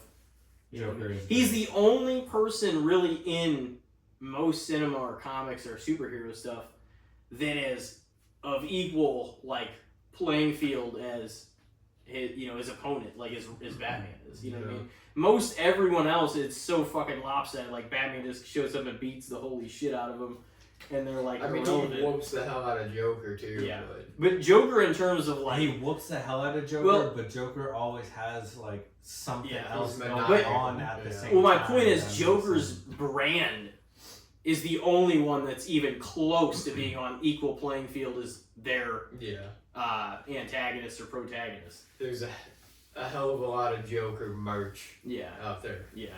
Well, and like that's the thing. It's like even Spider-Man and Green Goblin. Like I fucking love the Goblin, but his brand isn't close to what the Joker's No. is as far as being a villain all the time. There's no villain that can. There's nobody. measure up There's to nobody. Joker. So it's not. That's not really. So I'm like, as far as all of DC, I'd almost have to say that. Probably take Batman over him still. All right, what are you saying about Superman's powers? I'm gonna say fair. It's Superman's powers. Mhm. Okay, I was gonna say I wasn't fully. I mean, I did say that. I said him as a superhero, like Yeah. what he can do. So you can't say it wasn't. no, fair. I would probably say fair. I mean, it writes them into Overrated. a corner in some ways creatively, but that's something they just kind of have to continue to figure out ways to do. But he's so popular that, like, there's always going to be stories written. It's going to be interesting whenever Batman and Superman are released into public domain, and then anybody can use Batman and Superman for whatever project they want to make, even if it's fucked up. Even if it's fucked up or horror, There's gonna even be if a it's lot of fucked up Yeah. shit coming out. People are gonna be making some laugh. So hopefully there's still a market of actual good Batman shit, and I'm sure everybody there will else be. for the future. But those will be 2 of the next big ones. That still won't be for a little bit. I don't Mhm. think. Not too long, but inside of 10 years, I'm pretty sure, or less. That's crazy. So we'll see. So Yes, be the first time. I think it takes like 90 years or 95 years, because not that the person's per se dead that came up with it, but there could be a good chance by then. Because what are you gonna come up with when you're 15? You're gonna be 110 by the time. So it's like it's long enough to where most everybody is past. I would say, but I don't know. It'll be interesting. I don't necessarily think that it's not going to demean the thing any less than it already gets demeaned by their own projects. People, even before like shit gets released into public domain, and people are like, oh, they're going to ruin it. It's like, you guys said all the other projects that were made about it all these years ruined it. I don't want to hear now it's going to fall apart. It's like, no, you guys hated all the shit that came out anyway. It's just the typical fandom. Yeah. And I mean, we did Toxicity, talk shit on some of the sequel Star Wars stuff, obviously, but like there was just problems. Like We talked a lot. I was a true Star Wars fan. Like after those first 6 came out, and it hurt personally some of the decisions that they made. No, it did. They butchered our childhood on a lot of parts of it. I do think me and Elijah have given the sequels quite a bit of criticism on this podcast. with and without guests. But I mean, I think it's. I definitely think it's warranted in a lot of senses. Like, it had good parts. I'm not saying they were. By no means am I saying No, they were definitely they're the worst good movies parts. I've ever seen. They're better than a lot of movies, Yeah. frankly. But as far as a Star Wars film and what we were anticipating, like 8 and 9, at least 8 and 9 for sure missed the mark. Yeah, just does not measure up. So it's what it is. Not happy about it. Next one. Speaking of Star Wars, you're gonna throw mine out there. Yeah. I'm gonna throw them on there. I don't think we've ever used them as a topic. Your boy, Plo Koon. What do you guys think? Didn't get a whole lot of screen time in the regular movies, but So underrated. yeah. Like, he's actually one of Dave Filoni's favorite characters as far as like in the Star Wars universe. He wrote him into a lot of the Clone Wars. I mean, Yep. you'll see that as you're watching it. You gotta I watch mean, that I've shit. seen him quite a bit already. Yeah, he's actually the one that brings Ahsoka into the Jedi Order. They had a close relationship, and she was kind of Because of close to that. Kit Fisto too. Yep. Like, she got to know him, Mhm. and they were badass and stuff. He And Kid Fisto, he went down like a little. That was fun. so this is I don't know if Yeah, it's but the like Emperor is powerful as fuck. actually stated in the He did war know. or if it's just been talked about, but apparently like Plo was so powerful that they made sure when Order 66 happened that he was actually like flying in a jet instead of on the ground because it was going to be a lot easier to kill him in a ship instead of trying to fight him clones versus Jedi because he was just that powerful. Yeah. Dude, you see a good amount of him in the Clone Wars. I mean, like there's episodes just obviously we're talking about him and Ahsoka's relationship, and it's hard because I'm like I have so many favorite characters of all time, and like I just wish he had more content and more screen time. I wish they make still more like animated stuff with him in it. You know what I mean? Because like that would just help me more so figure out who. Because like he's one of those Jedi too that you're like I want to really know who the hell they were, not just like I feel like see that's a glimpses lot of the scenes. Jedi, Yeah. too. Yeah, I don't want to just see glimpses of scenes with them in it. Like Ayla Secura, she got shot down by her clones and everything too. Like there was some really interesting Jedi on the Council that you never really saw that much about. Through 1 through 3. Like obviously you saw Mace, and obviously you saw some Yoda in the later ones too. But I don't know. Yeah, all It'd be the other nice to ones don't feel seem much the better. gravity of this if we knew some of these characters better too, Because it really makes, and we've seen it so many times by now too, but it really makes when they execute the Order like really traumatic and just brutal because like such characters that had, a lot of experience and were great. Yeah, once you actually get masters. like some of those emotional ties and Yeah, everything. to exactly. You see some of the characters, it's really missions gonna and hurt. journeys they went on Yeah. personally for Yeah. the Jedi Order. Which the Clone Wars honestly did do a great job of fleshing They did. a lot of that out. But at Well, the same in time, Ahsoka, a number they of did times. mainly focus on Anakin and Ahsoka. Yeah. Yeah. Well, but there was a lot of episodes you got to admit that like were completely not about that you too. explored a lot There was a of lot people. of there was episodes just about Dooku and Asajj. Mhm. There was episodes just about Maul and Savage, Yeah. and there was episodes About the droids and Jar Yeah. Jar. well about Kit Fisto and It was Kit Fisto and there was- Luminara there was and episodes- Plo Koon and there was episodes too that were like just about the clones too. Like there was a Yeah. good mix of No, there was a lot of shit in there, but I mean they are the main ones. Like that's Yeah, what I they- love so much about it too is that it's Anakin, Ahsoka, and Obi-Wan all together, and I'm like I fucking love that trio of characters. They killed it. Love it. That So- Obi, like that Clone Wars is really what made me fall in love with Obi too. Because like obviously, dog in all the movies, but like He's such a smartass in the yeah, series. Too. in It's so this funny. series, he's just a cocky little shit. Oh, It's yeah. awesome. It's great. No, he's number one, man. But he's like a cocky little shit, but not like Anakin to where like the fucking Jedi Masters and shit are like, oh, you're kind of a little bit too much. They just love Obi, and But he can say whatever the fuck. he wants. Ahsoka would fucking call out stuff that was going on, like during the war, Mhm. like whenever she saw things, you know what I mean, that were obviously like made her question.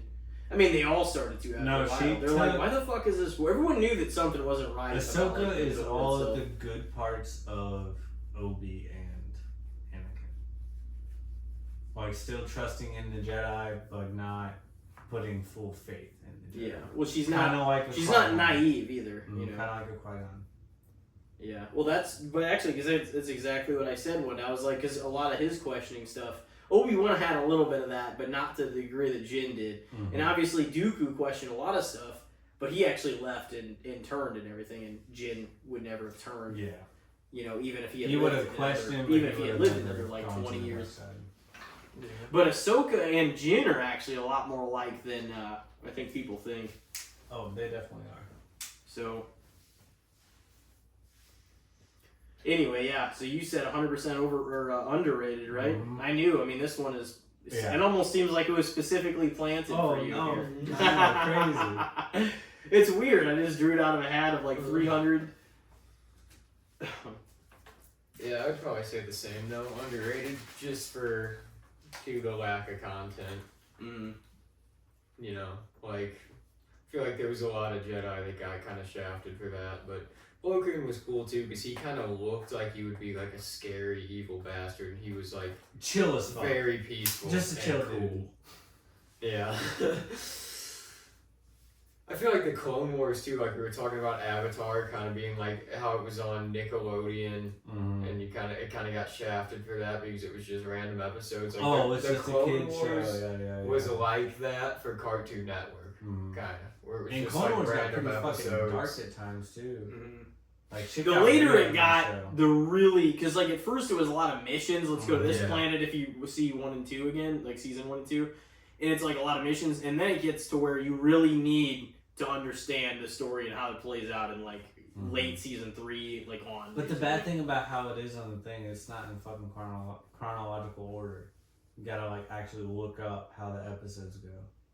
Well, it's in order of the way they came out. Yeah, but not actually how the war was. See, that would be fucking hard. I know, but I still watch them that way. I do too. But I also sometimes I'll just string on like 4 episodes of just. Yeah, I'll go to like a certain arc that I want to watch. I also do that with Naruto. Yeah. Or just something random that I know the Jedi are going to be in or something. And there's like a whole lot of episodes, and it's kind of split up missions and stuff. You can do stuff like that. Once you start to understand the story, though, it's easier to do that.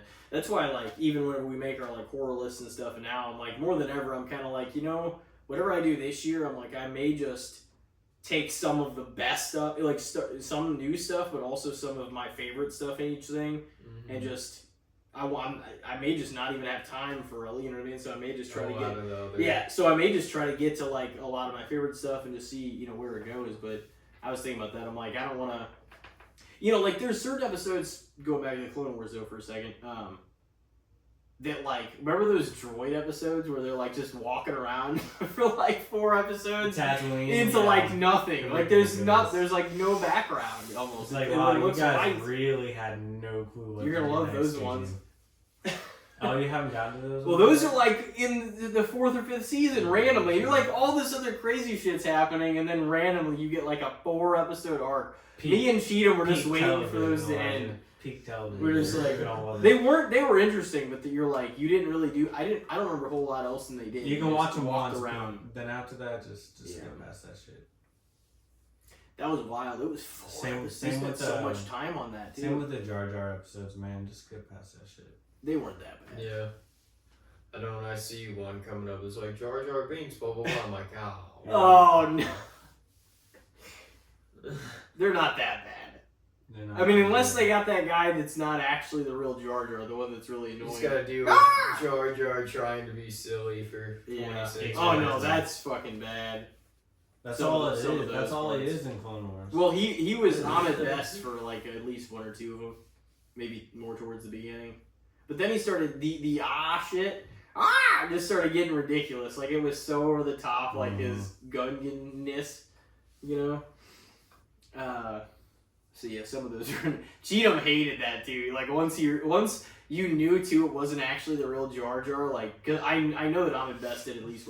I don't know why he didn't do the whole thing. It's like, dude, I know you're fucking looking for work.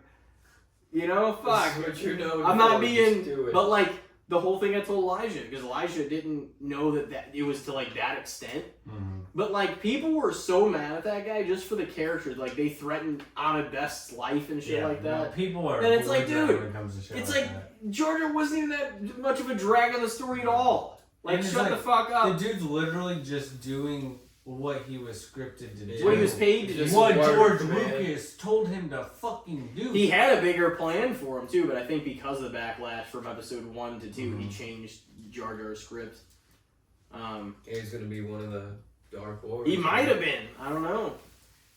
That came out on April Fool's Day joke, and I sent it to Alex Litterist. It was Darth Binks or Darth something like that, and he like looked all like horror-esque, like like later in his life or whatever. Hey, they never showed him dying. They can bring him back. You're not wrong. Hey, it should have been Binks pulling all the strings at the end of 9. Honestly, like that. That would have made it so much better. Honestly, that would have been that would have made hilarious it so much better. and great, just because there's no way you would have seen it coming. That would have been better than Palpatine. Oh no, I'm not saying. I don't know. I think it would have been better. Here's the thing. I love Palpatine, but it was rough because you have to admit, whenever you knew that also meant there was somehow, some way undermining Darth's sacrifice. It tainted everything. So 4, 5, and 6 work towards. Yeah, I don't get it. But I am all. all. we don't need to get into huge. We get back into like our. But no, Plo Koon underrated. No, he's definitely underrated. I just figured we should give him some love. We don't really talk about him all that much. Great guy, huge dog. But yeah. All right, what do you got? So this one, what do you guys think of anthology films? So films that have multiple stories within one film, like The Ballad of Buster Scruggs, French Dispatch, Tales from the Hood, Trick or Treat. Trying to think of some other ones, but those kind of movies that are honestly like Pulp Fiction can sort of be. I was just thinking about Consider that. I was gonna Like say an because anthology. I've never seen any of those movies you said. How it's You kind haven't of seen like it, how yeah. it's kind of intertwining stories within the same overall like film. I mean, I like them as long as they're done well to where it's not just a confusing, messy blob. Yeah. Well, I mean, that's the thing. It's like Pulp Fiction was almost if you wanna consider that Pulp Fiction almost did that more seamlessly than anything ever fucking was able to, because it didn't even feel like that. It was just like an anthology without saying it was an anthology, a little bit. Because I mean, it wasn't necessarily like completely different stories that then tied into one, but it was like it was every multiple character had stories their own too. story. Yeah. But I mean, they really did do that. So I mean, so if that's like the measuring stick, that'd be fucking difficult, But yeah, no, there are other ones that are like I definitely think when it's done right, it can be really cool. I don't think there's a lot of those getting made these days, though. Yeah, I mean, they occasionally pop up. I feel like horror does them probably more than any other genre, but there's still a handful of like comedy does sometimes, like the movie 43. Did you ever watch that movie? Mm-hmm. It's ridiculous. It I don't was like actually an know if all-out- I'd recommend it, but it was like an anthology movie. There was like eight mini stories in it, pretty much. It had like it was like a huge comedy though, wasn't it? Like Yeah, it wasn't like a Sean bunch of William stars. Scott in it. Yeah, like Halle Berry was in it. Chris Pratt was in it. But they all like just did their own skit within it, pretty much. But yeah, I think they're like pretty cool, honestly. I mean, it's definitely a cool concept if it's like executed correctly. Yeah. And a lot of like big directors have tried them, because The Ballad of Buster Scruggs was the Coen brothers, and The French Dispatch was Wes Anderson. So like I feel like it's something that directors like to play with, because it's like an interesting way to try to tell a story. But yeah, you can also probably like butcher them easier than almost any other story. On that one. I'm gonna say underrated, just because like I don't know if there's a presence of those kinds of movies that is really that significant, but like the ones I've seen were all done fairly well, at least. Mm. So I'm sure there's some, like if you get on these streaming services and get into the real pits and anus of the shithole movies they have on there, you can see some real just slop jobs. But like, Yeah, but why would you want? But that's what I mean. Jobs and Why would you want to watch any of that? But that's what I mean. I wouldn't watch those. But if they have some credibility, like a director, like a star, like a whatever. But like, no, if you went like deep into the search bar on like HBO Max and stuff, or you're seeing some real shitty. That's what I'm talking about. The pits and anus of the streaming service. You can see some real shit. As a horror fan, or Peacock. Definitely as a strolling horror, through like even like I have Shudder too, and like because that's just basically a horror platform, and you like start scrolling deep in that, and you're like, dude, this had to be made for like $500. Like, yeah. Oh yeah. It wasn't. See, that's what I'm trying to avoid. I don't want to turn the movie on and it be like a homemade video and sound like I'm just instantly, and not even the kind that's like, oh, this is kind of like Road Trip and Scotty's gonna be recorded, you know, that kind of shit, like in like found footage, bullshit, that kind of stuff. I mean, like whenever it looks like it's trying to be written, you're like, this is clearly like an amateur horror film. This is shitty. You know what I mean? An amateur. I'll just turn it off. Cool. Like the Evil Dead, the original Evil Dead, that was an but amateur horror. I didn't think that was bad though. Yeah, because they did it right. You know? But I'm not gonna skim that was the same guy. The Earth for these anthology movies either. But the ones Trick or Treat, really good. Was that M. Night? No, it was Sam Raimi. Wait, no, that's right. Sam Raimi did. I think you had me watch the Ballad. I get them two mixed up for some reason. I have no clue why. Yeah, I like that too. I don't know. When done right, I think it's good. But there's just like by no means has the market ever been saturated with those types of films. No. So I'm not gonna say that they're overrated. I'll say.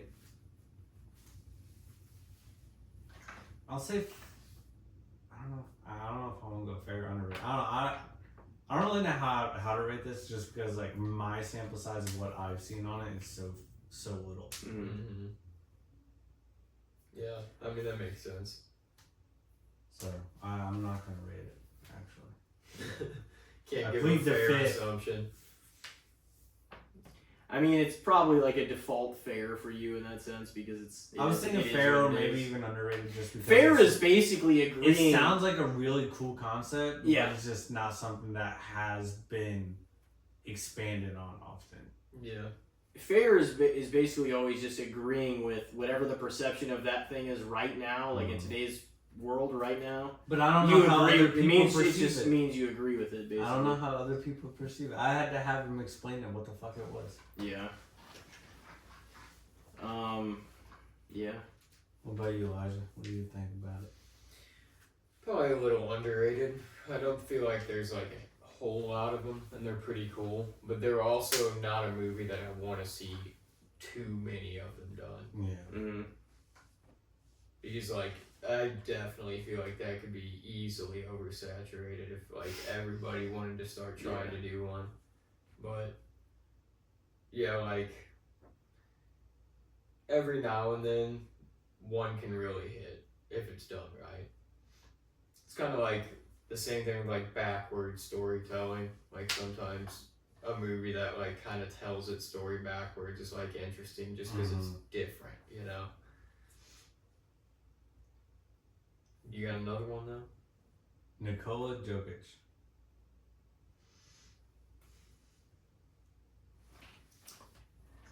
See, I feel like most people think that he's probably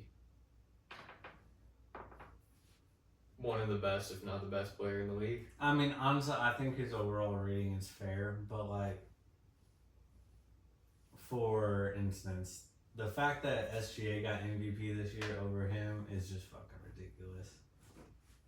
Like, the team that SGA was playing on is a complete team without SGA on it. But you take Joker off the Nuggets, they might win 25 games in a season. Yeah. Oh, yeah. Dude, they were still competing in that first series when he was the only one doing anything. No, they were competing up until they lost to the Thunder that Yeah. last game. They were competing. It was because the Until Thunder went further. About Whatever they say. halfway through the second quarter of Game 7 is when they started getting their ass kicked. Me and Ricky were watching it. The whole first quarter. They were in the lead at the end of the first quarter. And then they just started playing like ass. But, like, you can't tell me that SGA is more valuable as a player to his team than Joker is. Didn't they give out these awards once the playoffs like it already commenced though and everything? Yeah, it's a regular season award. Because they probably Yeah. went for They it. always say No matter regular if they season wanna- award, and then it's the end of the But in the playoffs, Yeah. regular they hand them out. season, the They fucking judge it- Thunder are still gonna win like Yeah. fucking 50 games. I think it's bullshit because even if they're like, oh, he went a little further, they're like, let's give it to him. It looks a little better. I almost feel a like big it's part of it is voter fatigue as well, because they don't want to give it to Joker every year. 'Cause you And can- well, yeah, It's no, always that's every year. part of it. too. Joker should have gotten it. That's for a his big thing. 5th year in a row. Yeah. No, Like, he's there definitely still is a not good a player. single player in the Most NBA valuable. better than him right now. Most Yeah. valuable. Remember what the award is too. Most valuable to your Exactly. team. And he So is it's like by far the most valuable player in the league to his team. If it is not for Joker, It'd be too easy Their to team give is it to terrible. him every year, though. That's okay, the but thing. if I he know, is it's fucking doing dumb. it, he deserves he it. does, but Yeah. we're not arguing that. That's the thing. It's like because I agree with that, and I'm like, it feels a little ridiculous. Like it's this fucking. Oh no! Everybody should get one. We spread it around. No, No. whoever the best is should fucking get it. Yeah. Like Period. This isn't fucking socialism. Everybody gets one. No, the fuck they I don't. feel like Embiid's in the MVP. NFL, they don't always get it You should- right you should either, never, when it's a ever- little more up in the air. The NFL should never, pissing ever me off fucking with their do that voting, shit, too. too. Like it should. Is not it be the a MVP quarterback award every year. thing? Yeah. Yeah. Like and No, it definitely should be a quarterback. it should be a quarterback every year. There's not fucking It should have been terms. McCaffrey There's and then there's Saquon. there's you Probably killing it back for to your back. team. Honestly, I think it should have been Cup the year he Yeah, won it Triple should have Crown. been Cup this year too. But Slight bias as a Rams fan, but at the same time, like you take Cup from that team. I mean, yeah, you could even argue Jamar this That year. in ways Yeah. too. Like, Well, you gotta give it to Saquon. I feel like, yeah. although Jamar did win the Triple Crown and everything, the team success wasn't there. Yeah. I do That's think a it should big part of it should be too. based on like who the actual best player, most valuable player in the league is to you know what I mean. I fully do agree with that. But that is part of it though. They don't want Which to give it it to is the same harder people. to. Which it's crazy because like I kind of like it and don't. I'm like it'd be nice to see it, but I'm like if some guy is still head and shoulders above everybody else, it's kind of hard to say that he's not the MVP. Yeah, it you know is. what I mean, even if you're tired of voting for him, like I don't know. It is harder to give MVPs in a sport like football compared to a sport like basketball. When Yeah. you've got, you know, there's what 22. Well, there's different so many positions on the less field at a time. NBA players that are elite Yeah. too. So it's like there's a lot of eyes on the big stars in the NBA. Well, I'm gonna give Joker a fair rating, but I just think he got absolutely fucking fucked over this year. And the Joel Embiid year. Embiid's fucking MVP. He can't fucking play. I'm not gonna play more than one game in a row. Like he can't. He just doesn't show up. I don't even think he played this year at all. His career He might be fucking over. sucks. Yeah, he needs to just stay. No, his career might actually He needs be to be over. done. Why can't he play more than one game in a row? His knees are just. But he just won't. It's just like, dude. He can't. He can't even. Then play fucking anymore. retire. He Crazy. might. He Then he'll play fucking it all be this done. season. Oh, I should still be. No, you shouldn't be eligible for an MVP award if your ass played fucking 38 No, games. I agree. It's dumb. That's stupid for anybody. Like, I'm glad they. Honestly, if anything, they should make it harder restrictions to even qualify for the fucking MVP. You should have to play a fuckload of these games to be able to qualify. Mhm. Not like it should There's not an be. 82 game season. You should have to play minimum of like 68. Yeah, it's like That it's gives only you like 14 65. games to I miss. think it's 65 right now. 72 then. Fuck it. Yeah. No, honestly, your ass should be playing at least 70. That's 10 games. You should at least be that's playing not even 70. missed throughout a season.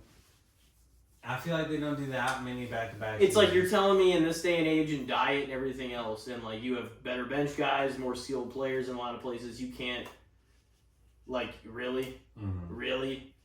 Oh, oh, I'm not gonna make it. This is the fucking one thing in the world you're getting paid to do. Yeah. You You're getting paid millions of dollars to play You should fucking game. be there. You should be like Kobe and be out there, no matter what. Yeah, Michael would fucking play 82 games for years in a row. In a rougher league. Alright, so what do you guys think about Joker? I think he's fairly rated because most people acknowledge that he's the best in the world. I'd probably He's say so the good same that it'd as be well. hard to say. Yeah, he's so good that it'd be hard to say in ways that he's underrated, but he is underappreciated by a lot of people for sure. For some reason, people doesn't don't like get the the Nuggets coverage, either. for And it's sure. like, why? Well, and he's also kind of like he's one of those guys, European guys, that got started at a young age that's so skilled and so good that like he doesn't want to be the spotlight guy. He wants to go play his game, That's what makes absolutely him kill it, and then more go home. likable. Yeah, no, honestly. I It's the agree. fact But- that he like almost feels like he doesn't even want to be there. That's It's what like, some I of the just wanna leave. that's what some of the fucking analysts in the market they're complaining about though, because they're like, oh, these guys don't really want to be the face. They're not flashy. They're like, oh, it's more boring this way, and blah blah. But it's like, but these guys are skilled as fuck. Like they just want to play and do their thing. But some of the league doesn't like that. They want guys that have more personality and for it to be a lot. Yeah, more, guys like John Morant. Well, yeah, that's not working out well for him. With the machine gun. He's a fucking idiot, dude. And then the hand grenade. Yeah, like, come on. Bro. Like I liked him at first, but it's like he came into the league humble, and then he got some money, and he instantly became some fucking wannabe thug douchebag. Yeah. Oh man, you said fair on yours too? Yeah. All right, I got another one for you. Obviously, you game a little more than we certainly do, for sure. A lot more. Oh, definitely a lot more.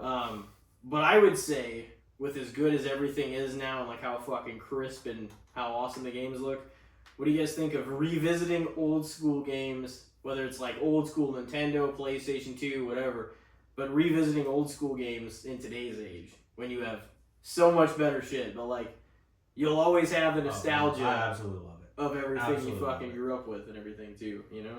Like, I mean, I still do now, and plus they're like coming out with like a lot of remasters and everything. Like, they Well, just me came and out you were with- playing Battlefront 2 that came out Mhm. last year. They added like Asajj and no, it was Kit Fisto they added Yep. on the characters. That was cool. And then they, Me and Nick played that over here like a few different weekends. And they remastered the Oblivion game, which I absolutely love Elder Scrolls, so I played that a lot. But I love going back like on PlayStation 2 playing. I used to go back on and play the OG Battlefront 2 game before I was able to play it on my Xbox. Mm-hmm. Now I'll just play it on my Xbox. But on the Switch they have like emulators for the Super Nintendo, Nintendo 64 and crap like that on there. We would play that. I love playing like going on the GameCube. Me and Ricky used to play Mario Kart Double Dash a lot on that. Probably one of the harder Mario Karts out there. It was actually pretty tough. We would play. I would play like Wind Waker, stuff like that. Just like retro games is where it's at. A lot of people should play more retro games, but at the same time, it's like they're retro, so it's so expensive to be able to play the actual good ones because they were not taken care of. Insanely hard to find. It's Yeah, like to so you get- gotta find them. yeah, to the get like a systems and good everything. copy of Mario Sunshine for the 64 is like $400 or something like that. Dude, we could sell our 64 and its games for a lot of money, probably. No, you definitely could, or you could just give it to me. I think my brother has it, actually. I don't know how much they use it or not. Mm-hmm. I remember growing up and playing that a lot, though. Like, that was the one system that we had growing up that... And the PlayStation 1, I'd play Tony Hawk's Pro Skater and just, like, freestyle in there a lot. And then I got the DS. I still have the DS, The DS actually. was awesome growing up. The Nintendo 64 was always a system I loved playing as a kid, but not one I got to play often. We never had one. It was like, I had a babysitter for a little bit growing up. There was one at her house, but we only went there for like a few months or something like that. But every single time we would go there, I remember playing it because I'm playing the Donkey Kong Country, I think is what it was on there. Oh yeah, so much fun. Yeah, There was like a Pokemon Arena. I think it was on their WCW versus Arena Nitro. or Stadium, I can't remember. Stadium, I think it was. Yeah. Or Arena might have been 64, Stadium could have been GameCube. Yeah, it was one of the two of those. And yeah, the WCW game, we have Mhm. GoldenEye. That was like a big one. All of Turok. the Mario games, definitely Mario Kart, Mario Party. Oh yeah. Yeah, I played Mario Kart on the DS for sure. Like any Nintendo kind of system, it's like you had to have a Mario game. It almost you felt have to. obligatory. I'm kind of pissed off with what Nintendo's doing with the Switch 2 and everything though. So overpriced. And With the Switch 2, yeah, everybody was fucking lined up the doors the other day, like an hour and a half early. did you guys hear about what they did with their license agreement? Mm. So when you buy the Switch 2, you don't actually buy the console. You buy the rights to be able to use the console. So you don't actually technically own it. If you like jailbreak it or do anything to it, they will shut it off instantly. As soon as you do. Man, they're finally cracking down on that shit, huh? And then like the game cards and shit that you buy, the game's not actually on it. It's just like Rented there's onto it. yeah, it's the like something like the memory of the game or something like that is on there. But it's I can't remember. You're just exactly buying how. air. You're buying a plastic chip that basically does fucking nothing. So whenever you say you don't actually buy it, like, is it actually physical? Like, do you No, still you buy the get... physical Switch too, Okay. but it's not your console. That's You fucking bought weird. the rights to use it. Yeah. They signed over an agreement to you. And then the lease it out. games are That's crazy. they bumped up the games to like $80 or $100. It might be $100, That's insanity. which is like $40 more than what they were before. $30 They more like than just what they got were a Switch this past year, Mm. and those Yeah. games are kind of priced high. No, but no, they're, like, they do reasonable, not. You know. Mhm. They do not reduce the price on their games. Breath of the Wild, which came out when the first Switch released, is still $60. Yeah, that's And ridiculous. that game is almost 10 years When old. did the I think first it's Switch based come on out? popularity too. Like they're like, oh, this Hmm? game's selling. When did the first Switch come out? 2017. Really? It's been that long? Mhm. Shit. Did they like redo it and make like a second model or something? They made the OLED, which was just slightly bigger. They made that like 2 or 3 years ago. Mm. It's kind of like a PS Pro. Yeah. And then they just released a Switch 2, which is what people were lining Yeah. up for. It was Which- crazy, dude. They were down. They were there in like 5:30. Mhm. Which Didn't open till 7. which it's bigger. It's got like a lot of cool features and everything. Don't get me wrong, but like the processing power and everything that it does is not worth the price compared to the other consoles. Just the Nintendo's just getting way too money hungry. They're not caring about the people that's buying the product. They're caring about the money that is coming in, and I feel like Nintendo never really did that until recently. Yeah, it always felt like they were the family kind of console Mhm. that like wanted to kind of wrap their arms around everybody, I wanting to kind I of. think the Join original in, you know? head of Nintendo passed away though, Mm. if I'm not mistaken, in the last like 5 or so years. So I think that's Well, that probably big. might have a lot to do with it too, I because think all so. the systems were like that. We all, you guys have stories. We all have kind of like games we remember and stuff. And then like whenever the Wii came out, that was further like breakthrough. Oh my god! Yeah. And everyone It got- was a yeah. lot of fun. So like that, it's always been the one that's kind of like been universally like it'll get the whole family on playing it kind of Mhm. thing. Some of the other ones, like there's games that like unless you're really into the stuff like you guys are, and like I mean, there's the casual person isn't gonna play something like Yeah. that is that comprehensive of a story that'll take Yeah, some that's- time. That's You know why what I I've mean? never been as much of a PlayStation or Xbox guy because I'm not a gamer. Mhm. You know what I mean? So like, I don't get into those. I'm not gonna spend $60 on like a you know, Yeah. like Skyrim or God of War or something where I'm like Assassin's Creed where I'm like, well, I'm probably Skyrim is gonna. such a fucking great game though. I put way too many fucking hours into that game. Holy shit. Next Elder Scrolls game that comes out, I'm legitimately gonna take time off work. Gonna take vacation time off to play that game. It's gonna be great. Which I mean, hopefully it's gonna release on like Friday to where I won't have to. But if it releases on like a Wednesday, I ain't coming to work for the rest It's of the gonna week. be great. And you'll have even a longer break to play it though. You'll have 4 days instead of 2. Exactly. That'd be tight. Yeah, no. Yeah. What were you saying? Retro?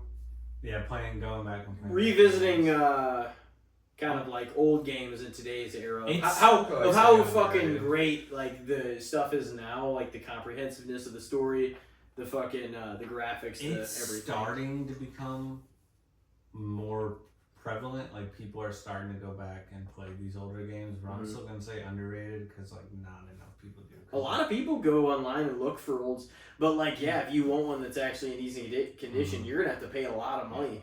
But the You know? nostalgic factor and everything of just sitting down and playing those old games, like we still play Halo a lot because we grew You up. guys playing love Halo that. I remember games. you guys playing that and like Zelda and shit like that Yeah, all the I love time. Zelda so much. You guys played. I remember that from like early memories. You and Cheatham both fucking loved it. Yep. Lego Star Wars. Nobody's. Lego Star Wars is good. Those were like some of the most legendary times of all time. Lego Star Wars and Battlefront 2. Me and you played the hell out of Hell out of Battlefront 2. 2. me and Cheatham, me and you played Lego Star Wars also. Me and Cheatham like started doing that because we both had never played it, and we started playing the original. I was in like 5th grade, and it was like going into the weekend, and Cheatham just happened to be like at your guys' grandparents, and so like he just stayed the night like one of the nights, and we played like fucking 14 hours of just Lego Star Wars like the original trilogy one. So it's just 4, 5, and 6 and all the levels, and we unlocked like so much stuff, and so like later that summer when you guys came back, I remember us all playing like the original one, like the 1, 2, and 3, because they released them in 2005. Like Battlefront 2 came out, and then Lego Star Wars on the prequel movies came out, and then in 2006, sometime like later on, they made the OG trilogy, and then so I got that for my like following birthday, and then that summer we played the hell out of that one, the other game. We like went back through and tried to get like all the red bricks and shit. Elijah's like, the fuck? Dude, But no, the red bricks, like you could unlock a bunch of other like cool features and stuff with getting the red bricks. So, like you'd play the story and the characters that were involved in like a lot of the parts of the story and stuff. And then like you'd be able to free play and take a group of characters that you needed to be able to use to get to certain places and open certain doors and do certain stuff. So like you'd unlock the characters and then you'd go back and try to get all the other extra shit. So you remember Grandma and Grandpa's old house, the living room? Yeah. So you walk in, we would have the TV close to where the front door was. And then back in the day, we would either have a movie on that or we'd hook the PlayStation 2 up to that. And then we would put another little TV on the back table. And then we'd either have a movie on that or the PlayStation onto that, just whichever one.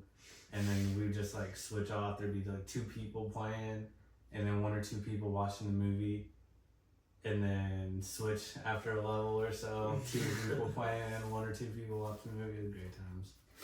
Stay up all night just doing that shit as kids. I remember us like playing that because that was also the era where I was still trying to have like Cheatham watch the rest of the Jay and Silent Bob movies like before Reboot or Clerks 3 and all that came out. So we'd play. So like us 3 or we'd hang out. We'd like play the hell out of that. The first the prequel Star Wars Lego Star Wars one. And then we'd like watch a few of those. Like we would just stay up for fucking 12 or 14 hours sometimes and just hang out, making and like not butter till like popcorn 6. at like fucking 2 in the morning. Oh, yeah. Dude, there's just no way some of that stuff you did like on summer break as a kid, I could never do that shit anymore. Just stay up till like 6 a.m. Oh yeah, we stayed up till 6 all the time. Like that, those were those nights. Like I'd get over there in the evening, the night before. We'd be up until fucking 6 a.m. Your grandma would make like chocolate chip pancakes. Yeah. And see, I fucking honestly don't like pancakes these days. I mean, they don't taste bad, but like I think they're just kind of a fucking waste, like in ways. But like, pancakes with fruit or like chocolate chips like hers, oh my god, that makes it worth it. Oh, Because I'm like, otherwise I'm not going to eat this hunk of just bread for no fucking reason. Pancakes are good, but like when They're- I'm going they're out not to places, plain I'm ones not gonna, aren't. I'm not gonna spend my money. And on plain pancakes. ones aren't good because they're honestly dry as fuck. Yeah, if I get them like free as a side at a breakfast place, and I'm like, No, that's fuck not it. too bad, but But- they're honestly they're cheap. They're kind of just Yeah, But I'm gonna get a taking waffle waffles before I over get a Yeah, pancake. 100%. And honestly, like I like to put either chocolate chips or like the blueberries or whatever in them. Like they're so much better, like with stuff in them, bananas or whatever. Mhm. Yeah. But yeah, I just remember that because she would make those like smaller ones too, and like put a bunch of chocolate chips in there. They were so fucking good. No, grandma's the best, man. So, but they didn't care. Like we were just over there, and like we'd be up all night. Your grandpa would get up and just start working on something. Yeah, we'd be up fucking playing whatever the shit we're playing. Grandpa comes in at like 4:30 in the morning, smokes a cig, drinks a cup of coffee, doesn't say shit to us. Yeah. Anytime you were Goes around, back to bed or goes to the garage, whatever the fuck he feels like doing that morning. anytime you're around him, like you never really got to be around him that long because he was gonna get up and do something, Mm-hmm. or like go in, and then I'm in here now. Oh, I'm going back outside. He would just have a mission, He was Kept very himself good. busy. Oh, yeah. He kept himself busy. No, those were fun, man. Especially like a few of those years where we'd like bounce back and forth from my place to your to your grandma's house and stuff.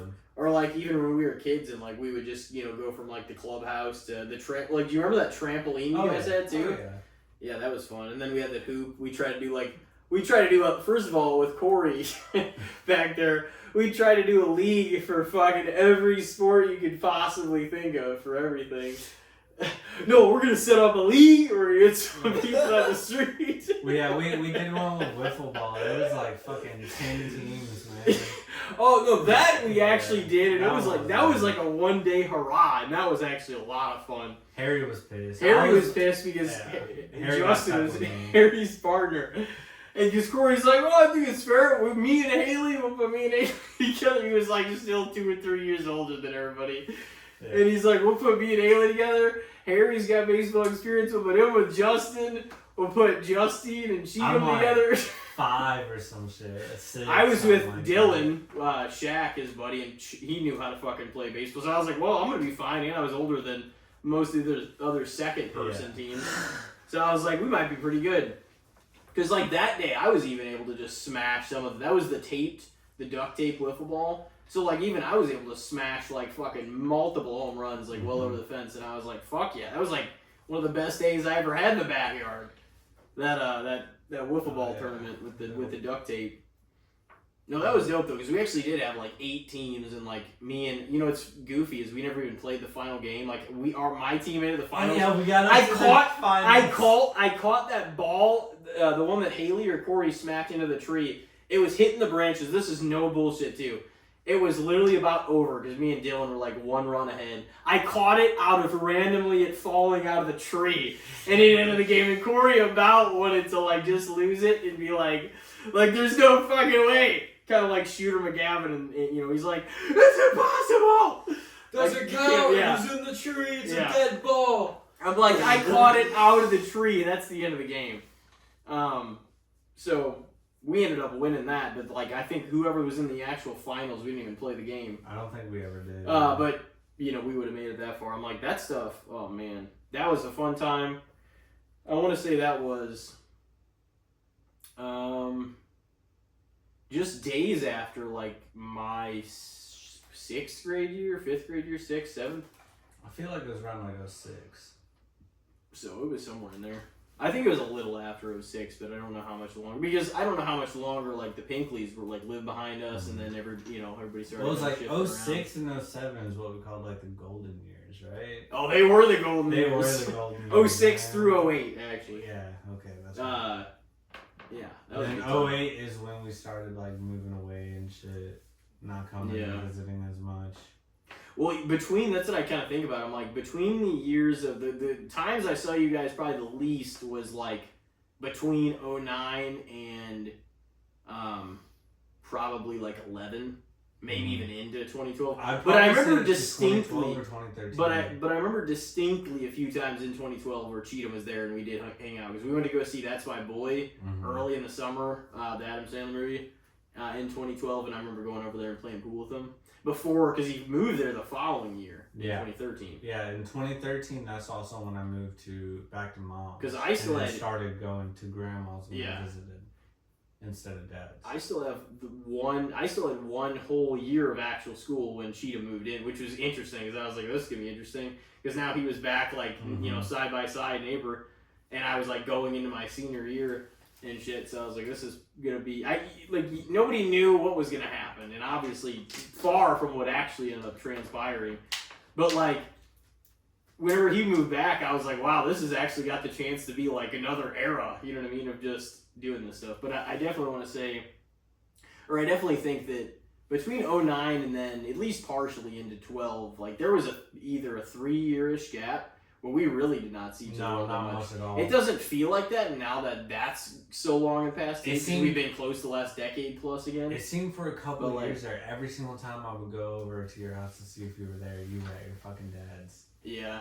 Well, and it was probably sometime in 2010 when we stopped going there. Like, well, a few things happened in like 2010. Once that, like more, and then 08 and stuff, and then a few years went by, and like 10 was like we stopped going to church.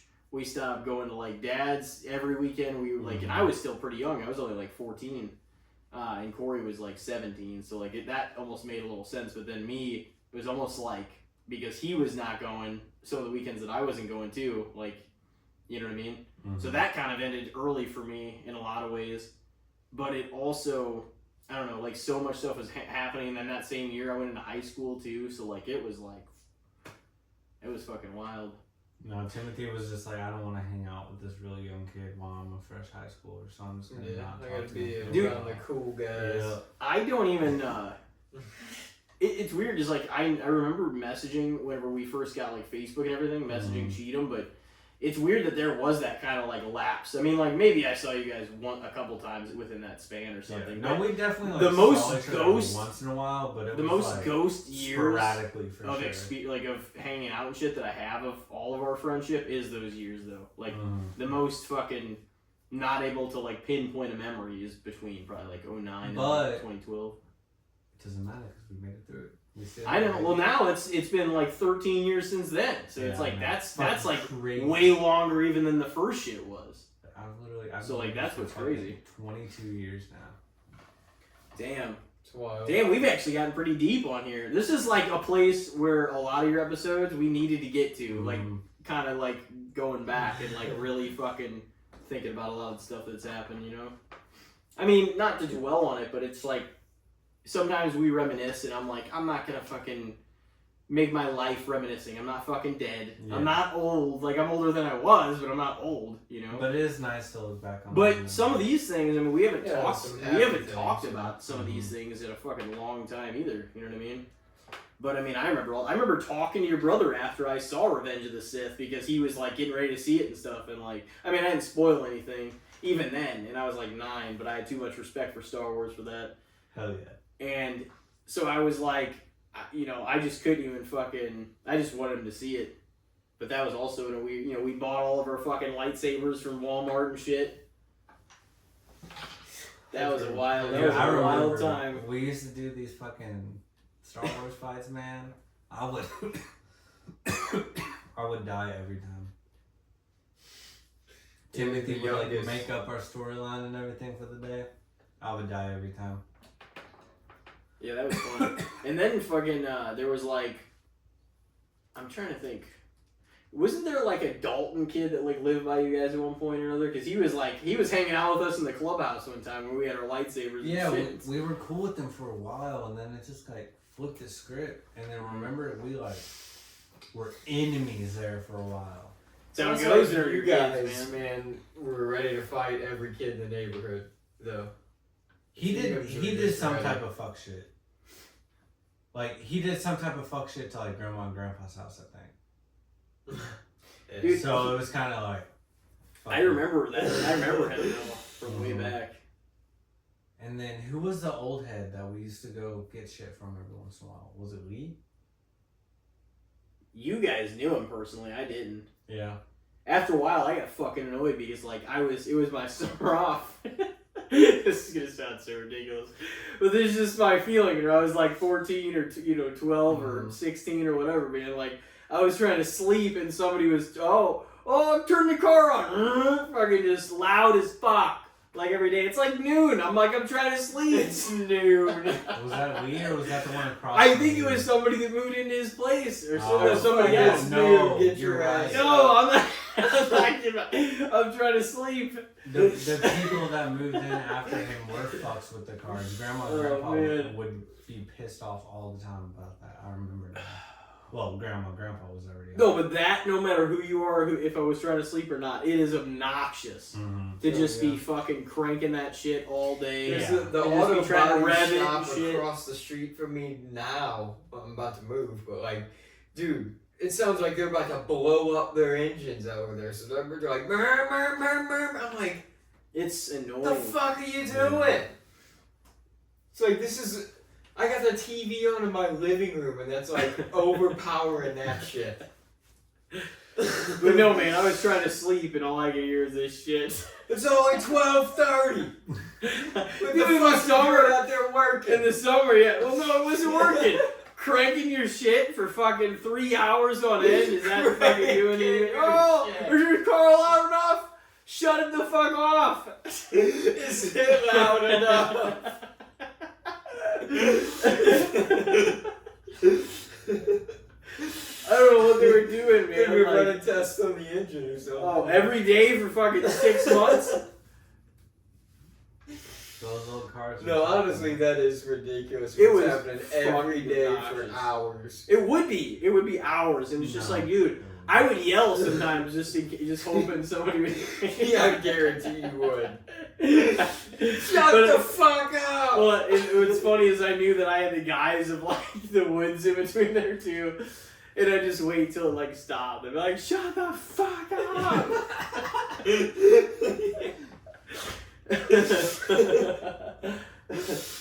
I like even if I didn't think they're necessarily gonna stop, I at least wanted them to feel stupid about doing it. He wanted to get it off his chest. Yeah, exactly. Then it was continuing to happen every day.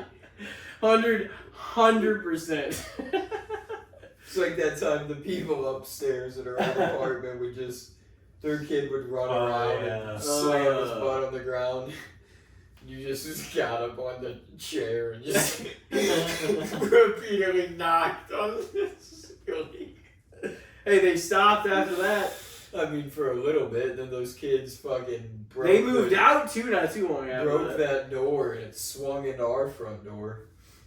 Dude, whenever I first moved to Hampton, like the wheel of one of these couches fucking put a hole through one of the you know, the glass, like sometimes they have like 9 things of them where they're like crossed, so it's like 9 individual windows instead of like one big window. Panes, One of the paint, yeah. And so like I knocked one of those out. Me and Brian were like moving into my first apartment, 2018. Oh man, who the hell was up? And what was the last thing? Talking about? The revisiting games, the old games. Underrated. Yeah, that's definitely one I would agree with on that too. Especially you, because you game a lot. But I'm like, I know you like revisiting stuff, so I'm like, that'll be a good one for you. I got one more here. All right. What do we think of ring announcers' importance to wrestling? I mean, they're extremely important. Wait. Ring announcer, not commentators. Yeah, no. Ring announcers, like... So they're not extremely important, but if you have someone that can do it well, it does make them important. Now, you know what? No, they are important. Because if you think about it, like UFC and boxing, like the Buffer brothers, they are fucking iconic. They became their own thing for sure. It's like, ring announcers are important, but you can have not good ones that... Or have mid ones and it'll do the job. You gotta have ones that make the pop like Samantha did. Yeah. Like the Buffers. Give wrestlers their own kind of flair. Mhm.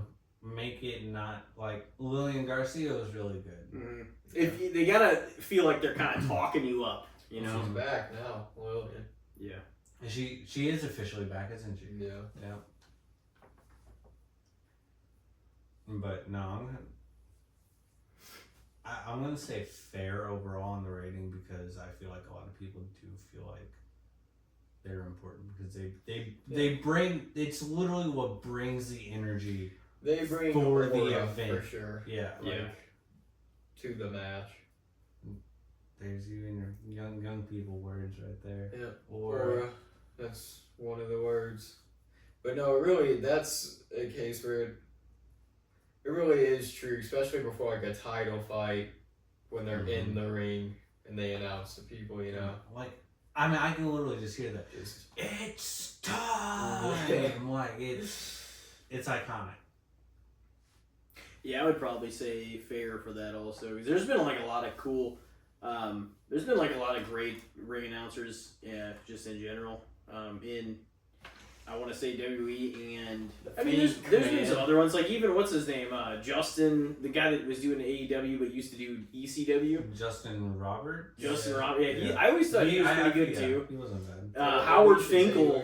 Howard Finkel was my favorite. Yeah, the Fink, man. The Fink was my favorite ring announcer of all time. He was just a little bit before my time. He felt like the matches were big time when he fucking did them. You know what I mean? Even because he even did into like the mid 2000s, so I'm sure you saw some of his. I remember some of his stuff, but it was mostly like Lillian Garcia and on. Lillian was great. Howard Finkel had such a classic vibe about his. I do like that, like old timey, like 60s, 70s sound. He did, yeah. He was with it all and all that though. Yeah. It's kind of like it's the 60 Yeah, minute they used to do those kind of Iron things. Man. Like they'd have a ring announcer voice. Mm-hmm. Yeah, You got to be able to project it. you do. Yeah, he was Like he was in great. like the commentator dude in Cora. Yeah. Just the way he announces it all, it's great. Yeah, we both say fair on that one. Mm-hmm. Yeah. You got another one for us, JC? Yeah. So can't remember. I saw it. Something. Oh yeah. So John Boy got signed by the MLB to like do some like licensing and do some commentating type stuff for him. So what do you guys think about like these content creators getting sponsorship deals and like contracts with actual big companies from the content they create? I mean, I think it's fair because I just feel like that's the new medium of media. That's like what more people consume a lot of these big content creators' media than like anything on TV. I like it a lot. So Like, for one, I've always been a huge advocate of Pat McAfee. Mm-hmm. Like I love Pat McAfee show. I think, me personally, I would much rather listen to people that lived through the sports that I watch talk about the sports that I watch than these dudes that couldn't even make fucking varsity high school team, went to fucking college. A lot of the times, not even for sports journalism, just for journalism. Yeah. And then, they like a sport, and then they can sound smart enough to this network in an interview to become a leading analyst on a sport. Who are they banging? Legitimately, Whose nephew are they? that they legitimately know nothing about, just because That happens they a lot. like the sport. And that's why I like these content creators and shit and people like that actually getting these deals, because it's, one, it is bringing a wider like perspective to things, but two, we're not getting what the networks want shoved down our throat per se. Mm-hmm. I mean, I guess kind of we're getting the ones they want to give deals and shit to shoved down our throat, but at the same time, it's a lot better than the shit that we've been getting. Yeah, I mean, I think it's just these networks are kind of behind on it, but they're starting to kind of realize that more people are tuning into sports shows and even like political talk and things like that for people that just have online shows and podcasts because they're real people, you know? So it's just, like, if your YouTube channel takes off and, you know, you're a former football player or whatever, like, if you're getting millions of views on a video, that's more than any sports show on ESPN gets. It wasn't going to take... eventually, they were going to catch on to that and start trying to pick these people up. And in a way, I think that it's cool, but in another way, it kind of sucks because it's like then they're monetized and then they're under the umbrella of ESPN. Now they're not their own entity. They're monetized if they're not smart enough with it, but I feel like Pat McAfee's show hasn't really changed at all since he's gotten to ESPN, other than the fact that it has grown and it's expanded. Like, yeah, they try not to say fuck as many times, but they still say it almost every single day on ESPN, Yeah. I feel like. Well, like Stephen A. Smith works for ESPN. He's still got his own show as well. And Man, I'm tired of his ass. Why? He's just a guy that shouts real loud into a microphone about sports and thinks he knows what he's talking about. He's like... He has like some a takes, Mad though. Dog. Like, He's like a Skip Bayless. They're all dumb as fuck. I don't like Mad dumb as Dog, though. fuck. He sounds like a fuking moron. I don't like any of those four. Stephen A. Smith, like, at least sounds like fucking somewhat like he's educated. I used to like Stephen A., but I can't do it anymore. I just feel like a lot of sports analysts come off as annoying. Which, I mean, I get really passionate about my teams and sports that I like and everything, so... Well, don't I worry, would because they probably all suck be- the dick of the LA teams. I mean... Well, I know you like I the only like Rams. one LA team. Yeah. The best one. I mean... Well, you would say that. I probably like them more than just about any other LA team out there, I'll be honest with you. Although I don't really mind, like, the Angels. Yeah, but that's just because they're dog shit. You know? It's like, they're I not saw a an threat to Angels anything. game. That was dope. That The was Kings, cool. man. I would Saw- like saw to Trout and see- Pujols I would together. like to see Trout a lot. Yeah. They've ruined that man's career. He could have been... He's hurt, man. He was great, but he could have been fucking legendary. Dude, they never made him a superstar either, you know? No. Like, They never they never tried. marketed that guy. No, they didn't really position him as, like, the face. People would say... And then the best players they got for him was an old ass pool host who I love, but he was old as fuck by the time he signed that contract, and it was way too big of a contract for him. Old Justyn Upton, who was declining. A shitty fucking Hector Rendon. They got him Shohei, but by the time they got him Shohei, his injuries already caught up to him. Yeah. The best pitcher he ever had was Jared Weaver. But he only ever had one, either ace or semi-top guy in the rotation ever at a time. Never 3+. Like, they fucked that man over so bad. He could have been generational as far as the way we see him. Because, like, the way his first 5-6 years came in the league, we thought he was going to be the next Babe Ruth. But 5-6 years on a mediocre team that never gets better. Yeah, it's rough. Yeah. It's not sustainable for the success of the player. Yeah. Yeah, I mean, you can respect the loyalty in a way, but at a certain point too, it's like, damn, you gotta let that guy go. He should have forced his way out of there back in like 2018. What was the original topic?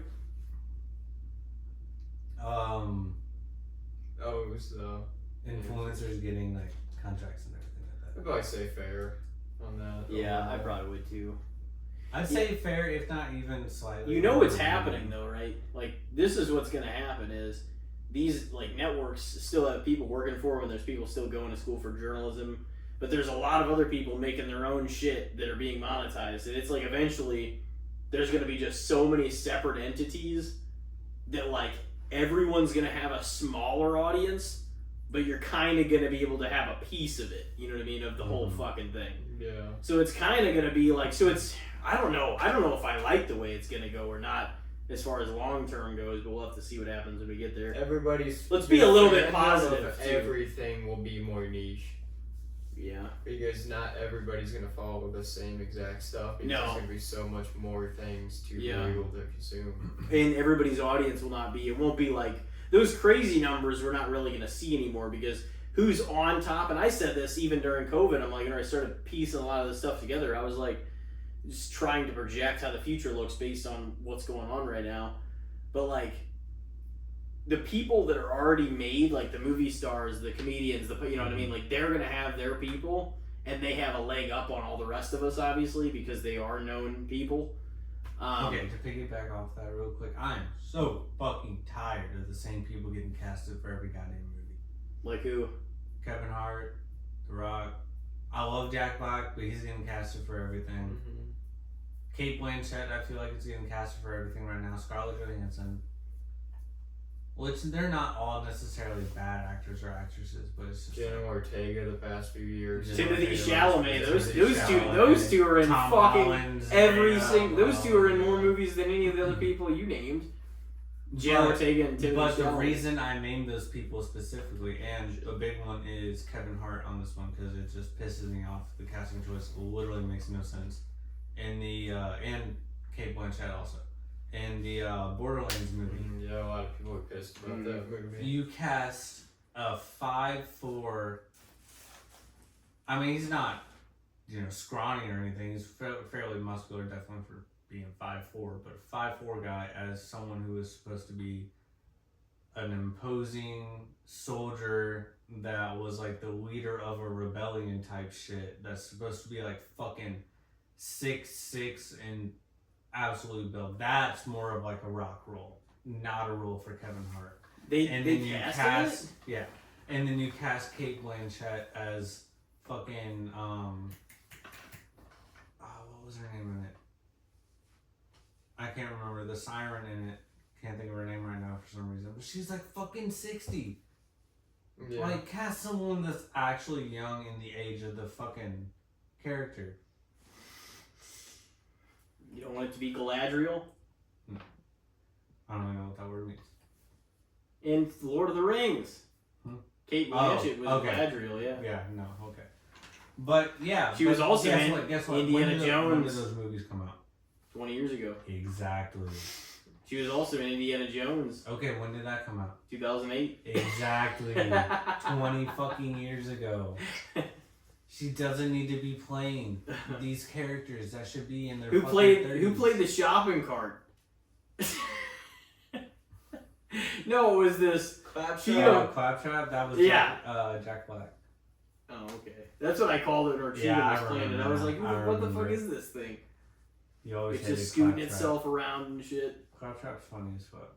Which, I He mean, got his ass whooped. Jack Black's not a terrible casting, like, for the voice part of that. But no, Claptrap does get his ass whooped in, like, every game. Exactly. He got his ass whooped. You just talking shit on Claptrap? I didn't see Borderlands, but I heard it was rated fucking brutal. Oh, I it didn't was. It see got it, really and shot I'm not on. gonna see it. And I actually like Eli Roth, so I was like kind of. But that's the thing. Most of the time, I see his movies; they're horror movies. So I was kind of like, that's an interesting choice. that he But I made feel like Borderlands, that was one of those movies that was like should have just stayed in movie purgatory. And It's like M. Night doing, Yeah. I think I'm gonna be the Avatar guy. Because it's one of those movies that like has been through so many writers, so many studios, so many production crews at this point. It's just it was so watered down and everything. They should have just scrapped it. It was like M. Night doing the Avatar movie. It's like, what the fuck? Did you watch the series? The fact that he made No, he fire didn't. bending to where you couldn't actually create fire, he had to use fire. He fucked the fire people up, man. He That's messed up. fucked the entire thing up. And wasn't Ong, like some of the pronunciations of the names not even right? Ong instead of Aang. Like Yeah. literally, there is an entire fucking show of how they say it, not a book that you interpret how they say it. They literally say it the entire show, and they say Aang. Hey, Ong. Not one time anybody said that, probably. So dumb. Oh, Who's So up did next? you watch one episode, dude? I don't know whose was that. That was yours, That was wasn't it? mine, Okay. Okay, no, I do have one. Now that we have some official news finally. Aaron Rodgers to the Pittsburgh Steelers. Let's talk about it. I think it's fair just because everyone knows that with that signing, you're pretty much going to get your typical Mike Tomlin season of the last year. So you're going to get 8 or 9 wins. That's what everybody's thinking. So Hopefully. 8 or 9 wins, maybe 10 for the ceiling, and then Actually, 4 you know for what? the floor. I hope they win 3. Not because I don't like Rodgers, but I don't like the Steelers. Yeah. They have I a don't tough just like the Steelers. they have a tough schedule though, man, because Miles Garrett, man. Burrow he's and gonna eat Lamar alive. They're fucking not being 4 games just off the bat is not going to be nice. Yeah. And the Browns could potentially win one, and they might split. Burrow and Lamar, so Burrow, you got to worry about just the offensive prowess of being able to catch up and keep up with that in the game. Lamar, that's just an all-around complete team to where you have to worry about, 1, not letting their fucking offense score 40 points. They're going to get fucking killed by the Ravens. Actually being able to score on that crazy defense that they have. And then with the Browns, their offense, you don't really have to worry about shit. No. But their defense is full of dogs. Yeah. Steelers defense And their is line, good. too. They added to their line, and the Miles Garrett's on the line. And that's what I'm saying. So. And you got Denzel Ward and who else do you have out there? Ward's like, he's the biggest one probably in the backfield. There's another one, I just can't think of his fucking name right now. I mean, Jock is hurt. I don't think he's playing. He's a linebacker, though. I do agree with the ceiling being Greg like Newsome. 10, though. Greg I don't Newsom's see a him. dog too. I don't see him winning more than 10. But Best no, case scenario. I think they're gonna win 7. That's what I was Without thinking, even looking too, at their right? schedule, I think they'll win 7. I don't think they're gonna. I'm just hoping Rodgers stays healthy because this division is a heavy-hitting, rough division. I don't of think they're football. gonna win more than 2 divisional games. They're gonna lose both to Oh, the yeah. Ravens. Both of the Ravens for sure. They're gonna If the lose defense would be one, good enough, if they can not rip one off of both the Bengals. to the Bengals, They'll and lose. then they'll split with the Browns. Yeah, I think they'll definitely at least split with the Browns, but they'll. I mean, if they're losing all those division games, they might not even be making the playoffs. They ain't making the playoffs. No, I mean, it is certainly an uphill battle. They're not That's making the that's playoffs. for sure. I love Rodgers too, but they're not making the playoffs. Yeah. But now that it's confirmed, this has got to be his last year. I would Oh, think. it is. It has He to just the thing is, I didn't even. I was starting to think he just wasn't going to do it. I'm like, dude, at this point, just make a decision. what it's telling you. I think you wanted to see if other places were open, and that's the There thing. none. And the Vikings They're apparently closed no weeks. more apparently places. he's They're closed months ago. apparently they've got their beef about JJ. I don't know how well that's gonna go. I think JJ's gonna be good. Because at first I was hearing what you were hearing about, like they're behind him, they love him, blah blah blah. But now I'm kind of hearing a little more and more like little dirt and little things that are they're not sure about how well. There's it's gonna always people are always We'll gonna see. say that. But if JJ would have gone to college last year and you would have had relatively the same season he had the previous year, and you would have put him in the draft this year, he would have been the number 1. They need him to be decent and developing. They don't really need him to be like, because he's definitely young. He's still pretty young. Yeah. But It sucks that he got hurt all last year, but I mean, he's still got 3 more years under a rookie contract with the option of a 5th-year contract if they don't just outright extend him or end up finding someone else. But he'll be fine. In that offense that he has, he'll be fine. what I would say about Aaron Rodgers though is, I want to see him play another year because you'd theoretically like it to end better than it did, even though it's like down the stretch he looked better than he had looked because he's just been kind of, tending to his Achilles and everything. And nobody wants to get re-injured, especially being 41. But like, I know he was trying to land the best spot possible too to give himself. I don't think it was all I can't decide what I want to do. I honestly think he was trying to be smart He was and trying to like go not place trying that to make has a mistake. chance to The win. Steelers was by far not his first choice either. But the thing is, he wants to play, and like this is telling you that he does not give a shit about the money at this point. He's got over $300 million in his bank. He could have stopped playing 5 years ago. Mm-hmm. Fucking literally, he took a pay cut to do all of it. He just wants to play. So I'm like, I think he just wants to compete. It's just what I'm just nervous about it is, I mean, granted it's a stable organization for the with being in Pittsburgh, the Steelers, but like. If They're just not. Bad, they're just gonna keep tarnishing its legacy. That's what I mean. I'm like, they're not. This isn't it doesn't feel like a good time for them to be really doing very much. You know what I mean? Well, so like, I don't want to look at it. That offense isn't really. It's not. It's not there. No, they got one receiver. All I know is defense, and that's. I couldn't even tell you who their wide receiver is. Two is. It could be A-Rob. I don't even know if he's still on the team. Could be Van Jefferson. I don't even know if he's still on the team. Mm-hmm. I have no fucking clue who their other wide receivers are. Their running back is a rookie, I believe. They got Freiermuth, who is a good tight end. Yeah. But their offensive line hasn't been good in a while. Their defensive line is... They haven't won a playoff game in 8 years. What? They haven't won a playoff game in 8 years. What'd you say, like? So, like, not having a great offensive line will be a problem for Rodgers, too. He's not a mobile quarterback. And, I mean, he's never been a mobile quarterback, but the last few years specifically, he lost any bit of mobility that he had. Yeah. I mean, the dude's fucking like 42. Of course he's going to. Yeah. Actually, it might only be 40, but still. I think he's 41. So what do we think? I'm going to say fair just because it's... Why not go out there and try to have one more season, but I don't necessarily expect it to be dynamite. No. You know? People aren't expecting what they were expecting with the first year of the Jets. No. Which didn't turn out to be anything anyway because he got injured. Yeah.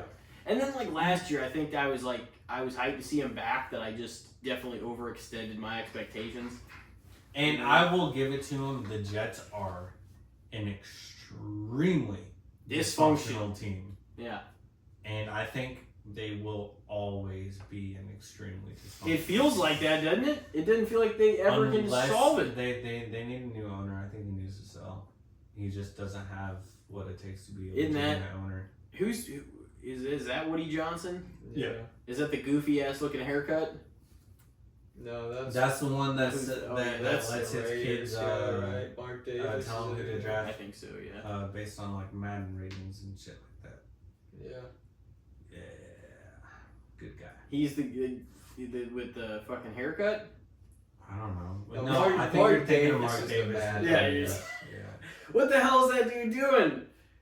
He has the worst, probably some of the worst hair I've ever seen on a human ever. But guess what? Do you want an NFL team? No. No, but that's my point. Is why isn't he? I mean, like, why isn't he fixing why it? would you have that? You hair? could have any hair you want in the You world. know you're around other rich Yeah. people. They should tell you, bro. That looks like shit. Dude, he could do Fix anything he Honestly, wanted. there's probably like some crazy ass like dare or bet he lost with one of his other billionaire He's buddies. done it forever. I know, it was probably like a lifetime. You bet. gotta keep that. So you gotta sell me this estate in the It's Poconos. You from a gotta shave your hair lifetime like bet. that forever. You gotta look like a dumbass for the rest of your life. Dude, but Like, like I like that vacation. you could home. make it- I'll fucking you have could- a shit haircut. you could put fake fucking hair or like on his head and make it look good, like with that kind of money. Yeah. You got fucking like he's got I don't know how many billion. What the Too fuck? much. Give me like $100,000 of that, my guy. That's gonna be nothing to you, and then it's gonna be a lifelong change for me. Yeah. If you want to get like 10 of your buddies, throw 10 grand then. You know what I'm saying? Just 10 of your buddies, 10 grand. That's nothing for them. It's like them dropping a fucking penny. Yeah. Oh, so would you guys both say fair? Yeah. Yeah. I mean, I'm looking forward to him because honestly, like, if it wasn't for Rodgers even being on the Steelers at all, like, and they had like Mason Rudolph, they would not be interesting fucking at all. I mean, I love Rodgers, so I'm definitely gonna be intrigued. I'm definitely gonna watch more than I would if they didn't have the them. first few weeks. I'm definitely gonna be watching out how they are, but It's gonna tell in like the first 4 to 6 weeks. Mm-hmm. We'll see. And the only team I legitimately give a fuck about though is Rams, and then I hope the Cowboys do really bad so my boy Candy can give me a jersey. The Bucks, man, they're gonna take some money off you whenever they defeat the Rams. Nah, I ain't worried about that either, bud. I ain't worried about that either. It's gonna happen. How much did we bet for that game? I'm not sure. I think the Cowboys in fucking Green Bay Packers play too, don't they? At some point. Oh week 4, shit! 7. Yeah, I think it's like it's early. I think it's like week 7 or no, week 4 maybe. It's one of those two. Oh man, Packers should be 3-0 by then. We'll see. We'll see what happens. Yeah. Have they released full schedule now? Yeah, everything's out every day. It's Yeah. the best Thanksgiving schedule of all time. Yeah, because the Lions are dog shit and they play every year. But look at those games. It is a good thing. I'm like, there's never been anything close to that. Usually 2 of the 3 games look a little rough sometimes. Mm-hmm. And then the third game's usually good because it's more, powerhouse teams. But yeah, now the Lions are good and like the Cowboys are obviously playing, but they're like, we'll see what happens with their 2 receivers. That'll be good. I do not think they fixed their problems at all. No, I don't think they fixed a lot of them. I don't think adding a receiver fixed. CD and Dak weren't the fucking issue in the first place. Not only did running they add a back receiver, too. They did add some running back. but they added a problem child at receiver. Yeah, that's true. Added a good offensive And lineman. if Tomlin isn't gonna whip that boy in shape, what the fuck do you think? Well, whoever the hell after he gonna fucking was do? whipping Like a rookie head coach ain't gonna be able to tell that boy shit. Schottenheimer. Yeah, he ain't gonna be able to tell that boy shit.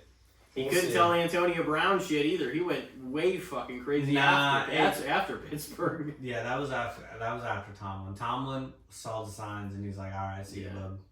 Well, but he knew he's It's like, oh, this guy's gone crazy. He can get out of here. he's the Kanye of the Which I NFL. mean, Antonio Brown was already crazy before he came Yeah. into the league. That's why he didn't play at prominent colleges because he was in so much trouble. Yeah. He was kind of like a Randy Moss. Randy Moss didn't play at a big college either because he got in a lot of trouble as a kid.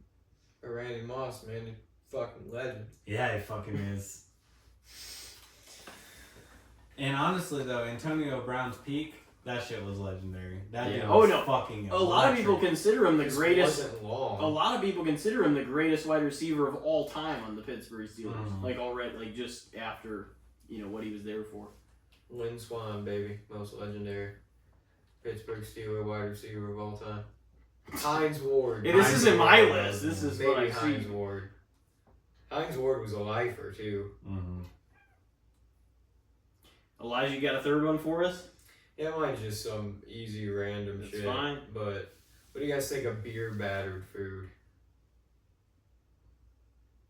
It's kind of like got its own sort of crunch. I haven't had it a lot, but honestly, the few times I have had it, didn't really fuck with it. Yeah,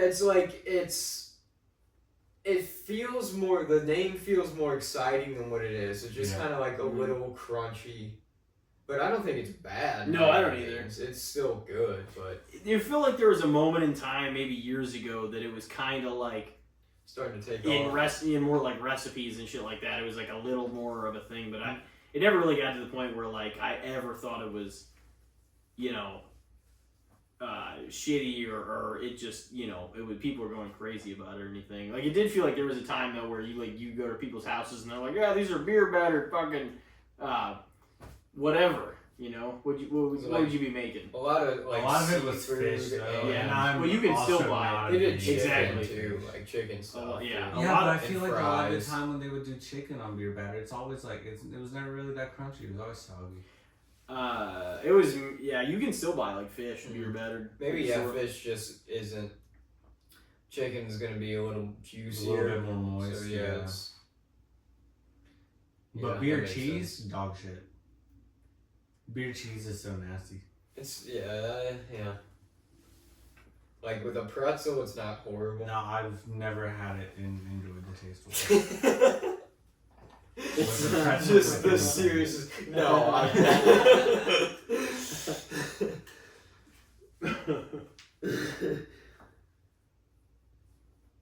that's like you and blue cheese. You love Blue that cheese shit. is disgusting. I fucking hate blue cheese. But I'm gonna say beer batter is overrated.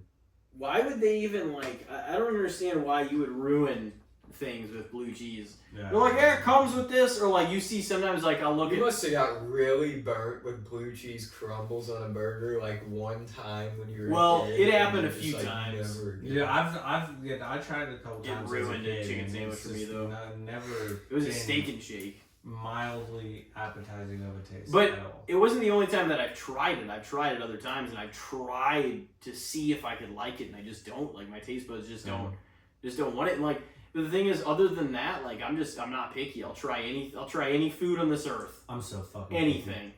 I'm so Anything one time. I'll attempt things, but it's like I don't give it a very hefty shot. Yeah. Tried an oyster. That shit was kind of. That sounds. I don't know if I could do that one. It was honestly. basically like. I don't know if I could do that one. It was basically juggling a raw egg in your mouth. Yeah, that sounds terrible. You had to swallow Yeah, that. that's the thing. I don't know about like the texture of an Mhm. oyster. Like I don't know if the taste probably wouldn't be too bad. I had but, calamari. That wasn't like, terrible. that texture. Did you? You know, whenever you like hack a Yeah. loogie. Mm-hmm. Yeah, that's what the Yeah, texture's yeah. like. Yeah, some people say it's like mucusy. I don't want all that shit either. That's like oyster bars. Like they have oyster bars. Yeah. Like who wants to get hammered and slurp them things? Yeah, down? that sounds Like, fucking such a terrible time. There was some like sauce or seasoning you put on the spoon with it or whatever. Like when we ate it with when we Yeah, it went down to doesn't Florida, matter. my dad's, I'm and good. like it actually didn't taste that bad. I'm The good. problem is the texture is just so fucking weird. I'm good. That's the problem. But you don't like seafood.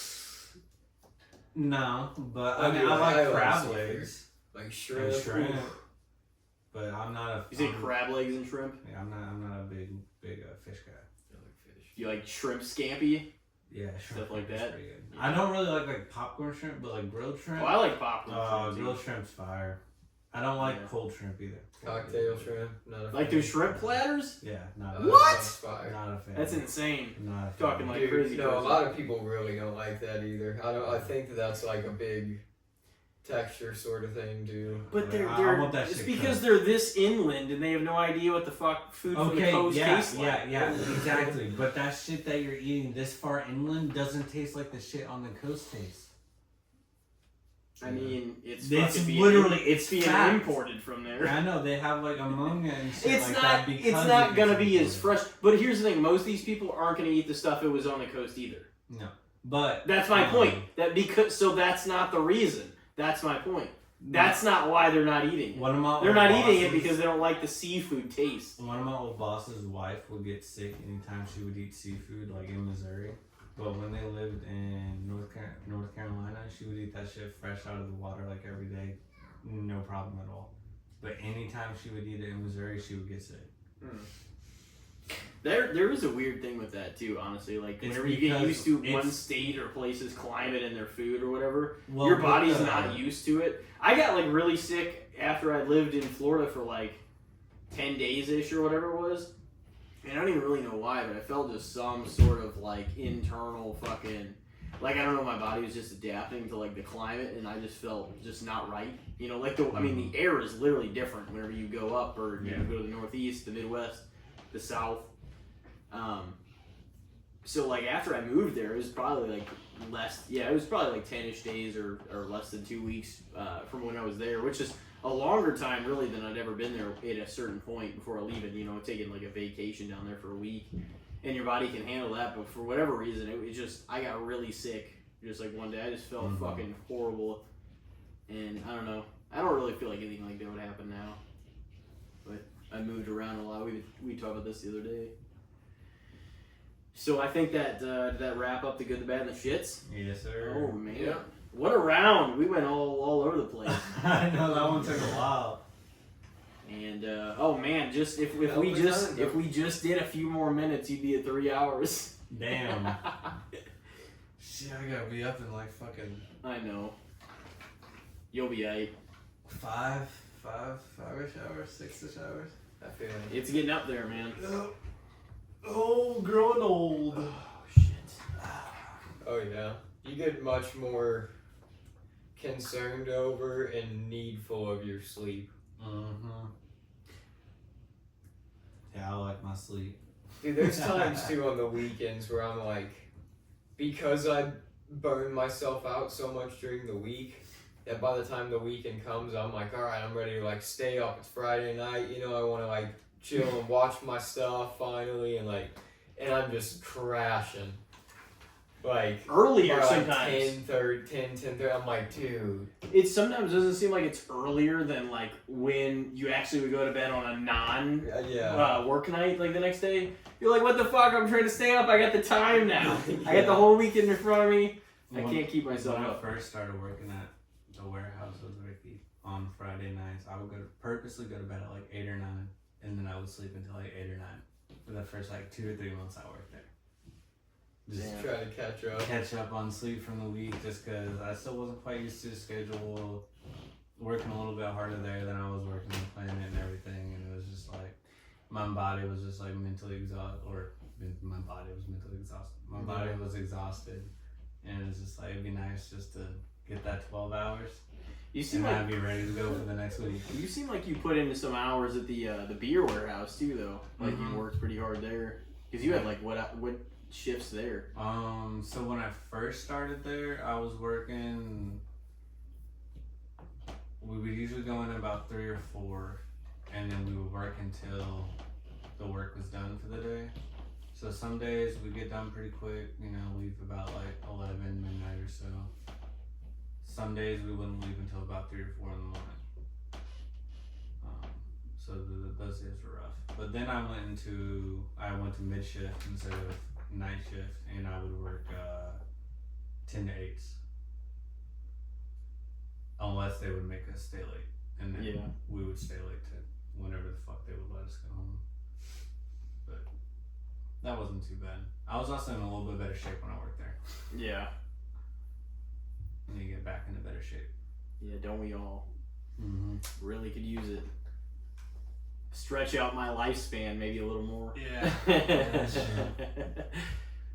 Oh, shoot. You know, dude, we'll have the technology to... We'll face just all that. do You're a sick living anyways. machine. Yeah, I don't know if I'm going to get the bionic limb, though. It'd be tight if I did.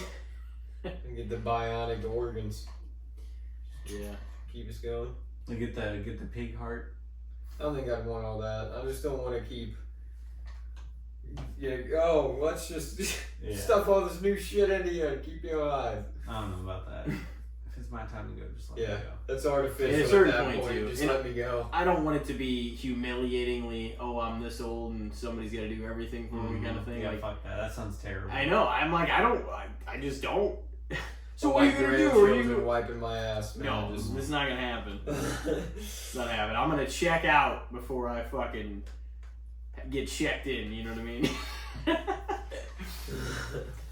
With that, Justyn, is there anything you want to say while you have the floor? No, just like always, thank you for having me. Enjoy coming on here. It's a good time. Always enjoy it. You're welcome. You always bring the good content. You know, this is your 6th episode overall. You've had 2 draft episodes with Ricky, 1 Christmas family episode, and tonight you completed the Justyn Cheatham trilogy. Yes, sir. So that's pretty damn good considering this is our 6-year anniversary. I know, that's awesome. That's awesome. And it was. I think this might be your longest episode too, at least by yourself. I don't know. I think our first one was pretty damn long too. I'll have to look, but I was it like, was around 3 hours. if this is 3, and it could have been too. Sometimes like time with that old mic would just seamlessly go by, and then we'd just be sitting here talking. Like we have to kind of be more attentive because we have a mic we have to speak into, the headphones, so you kind of have to be like with it. Plus they're all right in your ears, so it's kind of hard to not hear somebody. Well, ladies and gentlemen, thank you very much for listening. This is Justyn, and this is his 3rd solo episode ever. He completed the trilogy. We gave you a great show for the 6-year anniversary. It's crazy. So, hope you guys enjoyed. All right, well, ladies and gentlemen, have a great week. We wish you the best. This is episode 182, and we will see you next time.